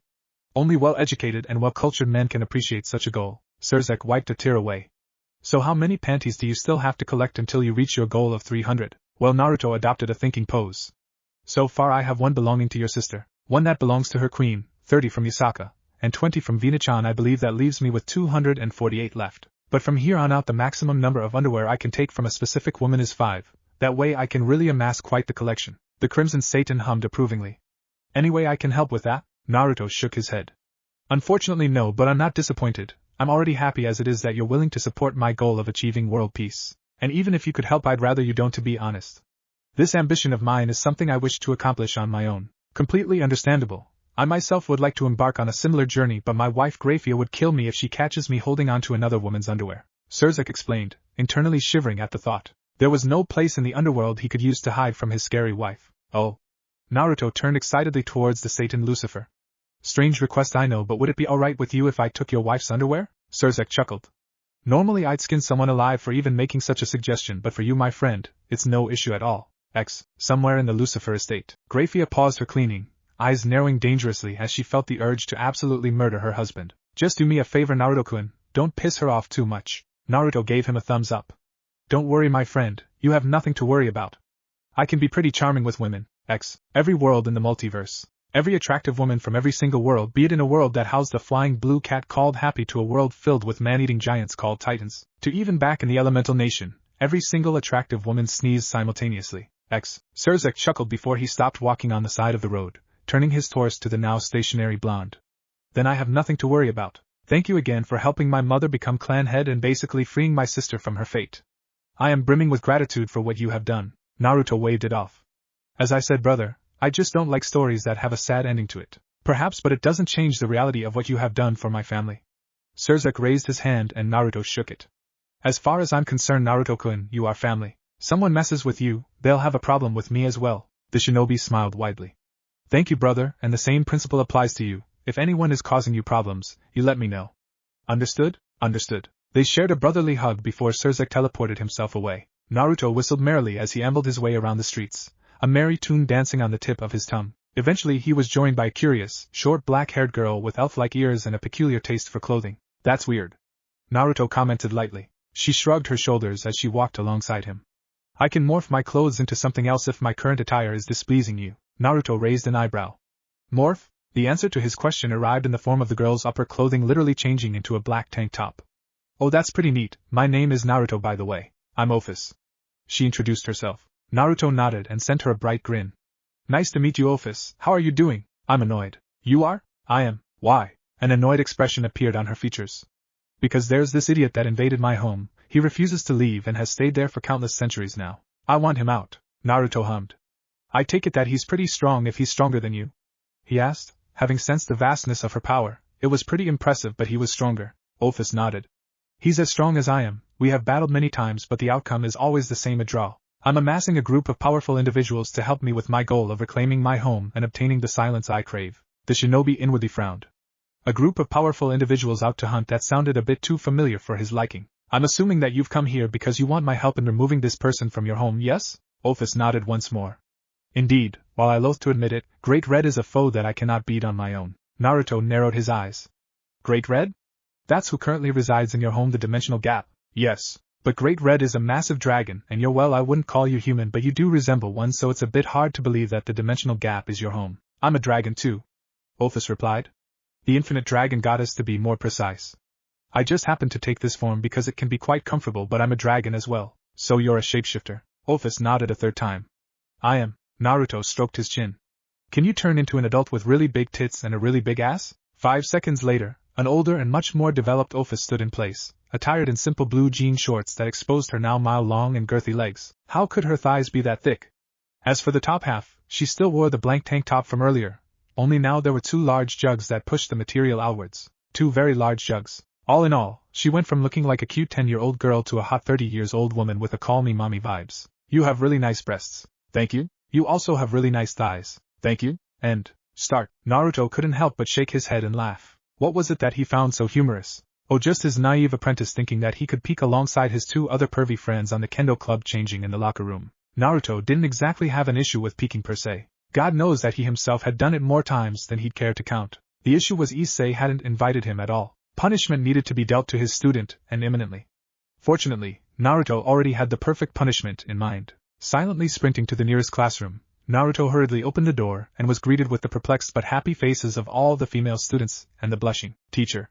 Hi, I'm dearly sorry for interrupting class, but I just thought I should inform you all that the perverted trio are currently peeking at the kendo club changing. Immediately an uproar ensued and the legacy of Jiraiya had to forcibly bite his lips to suppress his laughter, as all the class occupants, including the teacher who was leading the pack, swiftly got up and left the classroom so they could protect the chastity of their fellow women. Not too soon after, cries of pain reached his ears and Naruto could no longer suppress the urge to laugh as he guffawed to his heart's content. served Issei right for not being considerate, and excluding him from the fun. Wanting to see the results of his methods, Naruto ambled towards where he had last seen the perverted trio, arriving a minute later and watching intriguingly as the members of the kendo club had apparently finished changing and were joining the other students, and teacher, in beating the perverted trio senseless. Oh!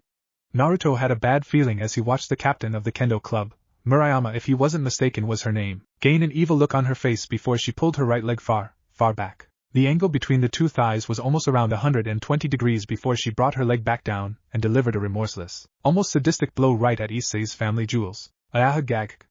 My balls! Naruto winced as Issei cried out in agony. Unfortunately for Matsuda and Motohama, the other girls had witnessed what Murayama had done, and in an act of both admiration for the brave leader, and in great disdain for the other two perverts, had decided to mirror Murayama to the exact detail, starting first with Motohama. Motohama screamed. Not too soon after, the girls grinned sadistically before turning to the last remaining member of the perverted trio. One of the girls, presumably from the kendo club, wanted the honor of dishing pain, and dishing pain is what she did as she raised a knee, then stomped down brutally on Matsuda's mini-me. Yes. Kick me more, immediately. Without any exclusion, everyone including the pained and crying pair of Issei and Motohama turned to Matsuda. What the fuck? Everyone thought simultaneously, looking so utterly surprised, grossed out and revolted by Matsuda's depraved kink. Please! Kick and step on me more! Matsuda cried out lustfully. The girl who had just personally stomped on the balls of Matsuda and initially took great delight at the act, Kates, promptly went green in the face as she had realized she had played right into the depraved fantasies of one of the biggest perverts ever. She gagged bad, desperately slapping her hands on her mouth so she could prevent the contents of her stomach from being ejected out of her mouth. Unfortunately, Kates wasn't too successful as she vomited right down on the horrified Matsuda. Standing next to her best friend and seeing her puke, Murayama couldn't stop herself and joined in on the festivities. Like a chain reaction, the moment one vomited, the rest followed, none of the couple dozen women being able to successfully suppress the urge as they heaved at and all around the perverted trio. Naruto wisely turned and ran away before he too could be inflicted with the disgusting urge to throw up. I am so sorry, Issei. The shinobi thought regretfully. He honestly had no idea that the situation could escalate like this. Surrender, Naruto Uzumaki. You cannot escape your fate. Sona boldly proclaimed. Naruto chuckled at her arrogance before his thoughts took a quick nosedive to how he landed in this situation. It started with an announcement, having been made aware of the great vomiting incident as everyone in Ko Academy had called it. The student council took it upon themselves to excuse all the students and staff for the day, allowing them all to leave the academy early even though it had just barely started so they could take care of the terrible issue. So powerful was the vomit-induced smell that it reached every corner of every floor in the academy, the smell so bad and so nauseating that it was a wonder how no one hurled. It didn't surprise Naruto too much that the smell was astonishingly powerful. It was to be expected when you had 40+ women heaving in one concentrated area. The fact that said area happened to be right at the center of the academy didn't help. But yes, it was impossible for the student body to learn effectively or for the teachers to teach adequately when such a sickening scent tickled their nostrils. As such, they were excused for the day and were told that tomorrow would be a free day too. Naruto wasn't complaining. Instead, he elected to spend some time with his new companion Ophis, who lived with him now. Why was she living with him now? To try convince him by any means necessary to remove Great Red from the dimensional gap. So far he hadn't been giving in to her demands, but dear God, that women did not know how to take no for an answer. Skip 2 days and everyone including the pervy shinobi were back in school. It was nearly the end of the second period when Naruto politely excused himself only to be confronted by a glasses-wearing student named Sona Shirtorai, who Naruto knew, in fact, was called Sona Citri. The perks of shadow clones. The devil woman had accused him of being the one who had caused the great vomiting incident. A claim that was very true but one that Naruto refused to confess to before he turned around, smacked his behind in order to antagonize the glasses-wearing devil, then swiftly ran away. His tactic worked as Sona saw red before she called forth the entire body of the student council to help her find him. 40 minutes later and there Naruto was, back against the wall as numerous council members surrounded him with Sona at his front. I admit, Sona-chan. Naruto raised his head, ignoring the growling of the boy on his left as his gaze landed on the thoroughly smirking woman. You're good. But not good enough. With inhumane speed, the shinobi pulled out an item from one of his pockets before throwing said item on the floor. Almost instantly, smoke erupted and flooded the empty hallway and the surprised student council members within. Acting quick, Naruto stealthily appeared next to Sona before silently fleeing away, pocketing the dark blue underwear of Seraphal's little sister in his breast pocket. Find that son of a bitch! Naruto only sprinted faster as Sona's rage-induced roar greeted his ears. Knowing that staying in the school building was a bad idea, he swiftly made his way to the ORC building and arrived within a minute, entering inside quietly to the lounge room and breathing a sigh of relief when he failed to spot anyone inside. His relief was short-ended as the sound of 2 voices talking approached his location.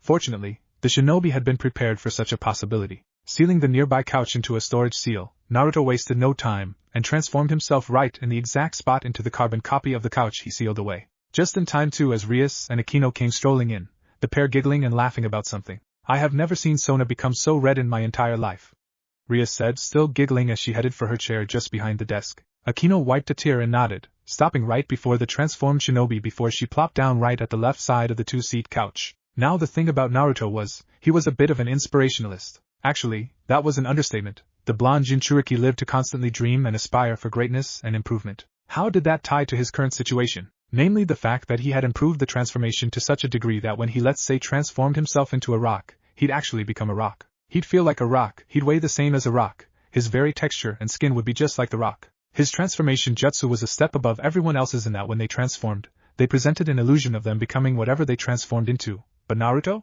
He becomes the actual thing. Which is why as of right now, Naruto was experiencing both heaven and hell. Akino had a really big ass. It was a thick shelf of a backside, with disproportionately wide hips on what was otherwise a small and slim frame. Naruto had seen and more importantly felt up asses that were on a higher league so to say than the one that Akino was in. Though it was only one league above. After all, Yasaka's ginormous rear was the largest he had ever seen in his entire life and Venelana's was a close second in terms of size but was in the same league as the former due to how her tiny waist, so lithe that it could turn Tinkerbell green with envy, nearly tripled in width to carry a rear so jaw-droppingly massive. Akino was not in their league, but that hardly meant that her rear was something to scoff at. On the contrary, Akino had a fine ass. It was a very large ass, and one could not forget that unlike Yasaka and Venelana who had fully experienced womanhood by bringing children to the world, Akino had just recently blossomed out into a woman, and it was honestly astonishing that she surpassed most MILFs in the figure department. Naruto had no doubt in mind that years down the life when Akino would finally become a MILF herself, her ass and tits may very well even surpass Venelana and Yasaka. He would very much like to see that, assuming he'd get some air into his lungs soon and actually live through this ordeal. With Akino in possession of a titanic rump that was currently filling out the entire left seat of the couch, she didn't allow Naruto to breathe as the very seat she was sitting on was coincidentally his face. Akino closed her eyes in bliss. She didn't know why and truthfully she didn't care at all but for some reason it felt so good to sit and wiggle on this couch. So good that she may even forego going to one of her contracts later today. Are you okay, Akino-chan? Said girl opened her eyes to gaze at her concerned, red-headed king. I'm okay, I just really like sitting on this couch. I like you sitting on me too, Akino-chan. Naruto replied back to her in his thoughts. He was so grateful that Jiraiya had taught him how to hold his breath for a long period of time, he just hoped that the Ravenet wouldn't stay seated for long. He only had around 3 hours in him before his body would collapse if he failed to get any oxygen. Rias only raised a perplexed brow before shaking her head. Anyway, I do hope I get to speak to Naruto soon. Oh? He had a good idea on why. Are you sure that it was him that helped Venelana-sama become clan head? Yes. I probed Okasama for every detail, and she was all too willing. Did you know that Naruto faced Okasama and won? What? Akino squeaked, shocked. He faced and defeated your mother, Rias nodded. Yeah, that was my reaction too when I learned of this, and from what Okasama told me, he did it with ease. That's wow, no wonder we didn't stand a chance. Akino took a deep breath before she eyed her best friend worriedly. So what was the price that had to be paid for his help? Please tell me that whatever he wanted is not too bad of a price. Rias looked down, the action only worrying Akino even more. According to her, he wanted nothing. Akino exhaled in relief. That's great. The redhead pursed her lips before standing up and making her way around the center of the room. Yeah, I am so relieved and happy beyond words that not only am I free from Riser but that Okasama is also clan head. But? Akino gently probed. But I can't help but worry. What if Naruto did want something and she paid the price? What if she lied to me about him not wanting anything because she didn't want me to worry? Ria sighed sullenly as locked eyes with her queen, her gaze frightened and full of anxiety. You know my mother Akino. She will not hesitate in sacrificing herself if it means that we live and are happy. Akino said nothing, only getting up and walking over to Rias before she wrapped the normally carefree and cheerful redhead in a loving hug. Then we'll talk to Naruto tomorrow, and if our worst fears have actually happened then we'll make a deal of our own. The shinobi quietly watched this scene before resolving that he'd talk to the pair tomorrow, and lay their fears to rest. He wasn't gonna let Rias stress about this matter any longer than necessary. That said, he just couldn't transform right now. He didn't want to imagine their reaction if he transformed back and revealed that he was here the entire time and that Akino had been sitting at him. Definitely a terrible idea. But hey, don't think about it too much. Akino gently pulled Rias and had her sit on the couch before she plopped back down to her original seat with her extra wide rear. Naruto quelled the urge to release a pleased groan as he now had not one but very well endowed women sitting on him. It was most assuredly a nice feeling, having Rias deposit literal pounds of ass on his chest and stomach. While I am not fond of Naruto Uzumaki, perhaps beneath his pervy exterior there lies a heart of gold. Don't assume the worst just yet, Rias-chan. Alright, Akino-chan. Rias agreed softly before a small laugh escaped her. I have to admit though, Naruto stealing Sona's underwear instead of us is pretty funny. Akino joined in on the snicker. Let's just hope Seraph-sama does not learn of this development. In the underworld. What?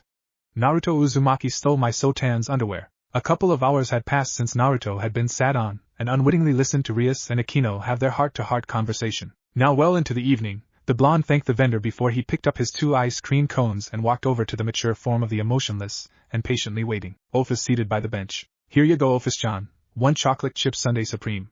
He handed her the ice cream and joined her on the bench, inwardly chuckling at how cute she looked when inspecting the delicacy. Thank you? Office politely replied before taking a curious look. Seeing the immensely pleased look that overcame her features, Naruto couldn't help but chuckle out loud. You're really cute, Office-chan. Did anyone tell you that? She shook her head, her huge milky jugs jiggling erratically with her movement. No, you are the first to ever call me cute. Huh. Now that is surprising. Not really. Office shrugged her shoulders. Everyone fears me. They hardly care to notice how I look when they're more concerned with what I could do to them, she stated in a factual tone.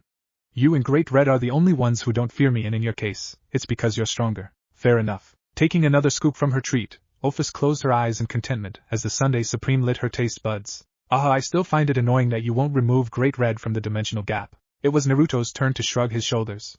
As I said, Office-chan, I am willing to talk to Great Red, but you can't really expect me to fight the very guy who was nice enough to help find this world. I don't get it. It's part of the emotional stuff. Oh, if possible, Office managed to look even moodier despite her facial features remaining the same. Naruto laid a hand on her shoulder. Tell you what, I will help you remove him, but only after we have fulfilled 3 requirements. A curious look crisscrossed Office's visage.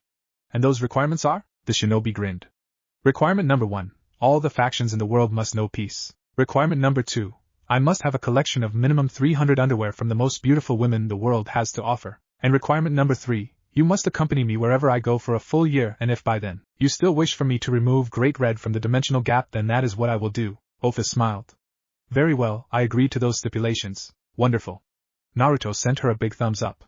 Now let's enjoy this ice cream in peace. And so, the unusual pair consisting of a godlike shinobi and the infinite dragon goddess ate their chocolate chip sundae supreme in complete contentment. Once done, Naruto looked at the similarly finished Office and promptly sweat dropped at the expectant and wanting look that graced her visage. I want another one. Naruto nodded sagely. As you wish, but let's walk around town, Office-chan. Okay. A couple of minutes later, Naruto retrieved another sundae and after handing it to the greedy, shape-shifting woman, they left and walked around seeing the sights and what Ko had to offer. So how many underwear do you have right now? 53. Naruto replied happily. Just 247 left. Though I've been meaning to ask. Office quirked a questioning eyebrow. What kind of panties do you wear?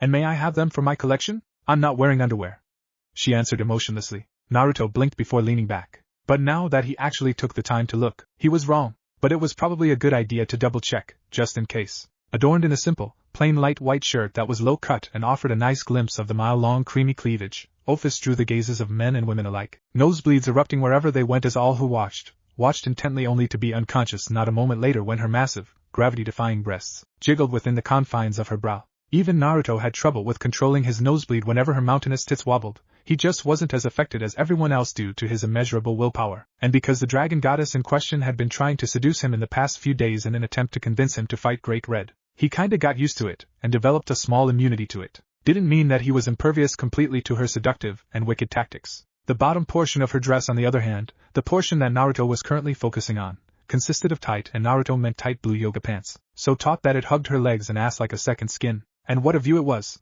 Part of the reason he hadn't suspected anything was because Office possessed a huge ass, with 2 big lobes of flesh that spread out far and wide. It would no doubt turn completely normal and conservative granny panties into skimpy thongs. That was what he had thought earlier, that she wore a normal set of underwear that unwittingly turned into a thong when worn on her impressive curves. But now knowing otherwise, Squelch! Naruto quickly clutched his nose as blood spurted out. Office-chan, she hummed in curiosity, paying no heed to the fact that Naruto was blatantly ogling her rump or that blood was leaking from his nostrils. You are something else. I will take that as a compliment. Naruto shook his head in exasperation, pulling out a napkin and wiping the red away before he pulled the mature woman with him for another detour. It was around 20 minutes later that the unusual duo found themselves located in a simple park. Aha!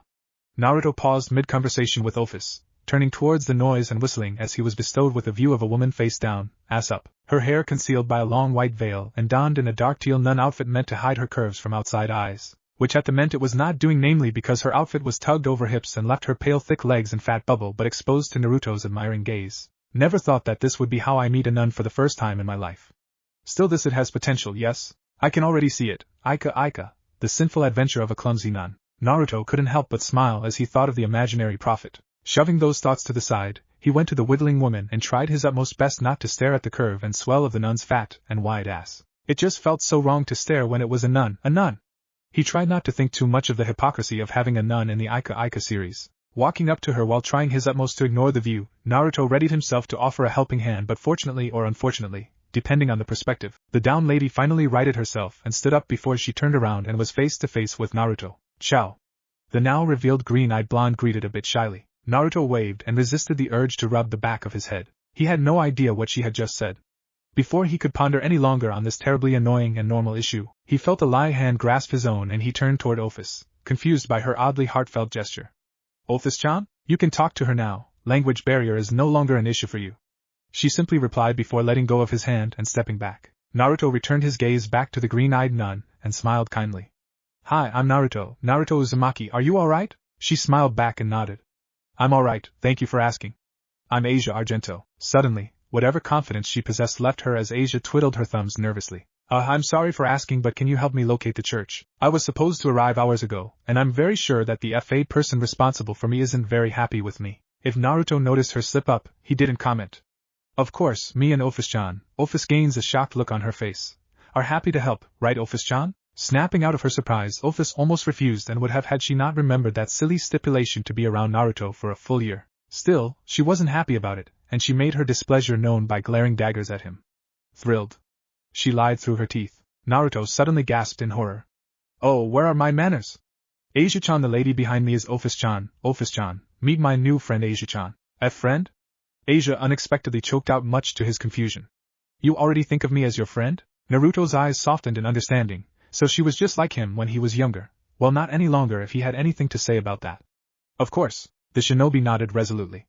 I can tell that you're a very kind and thoughtful person, and it's pretty obvious that you're not from around here. If it's alright with you, I'd be happy to have you as a friend.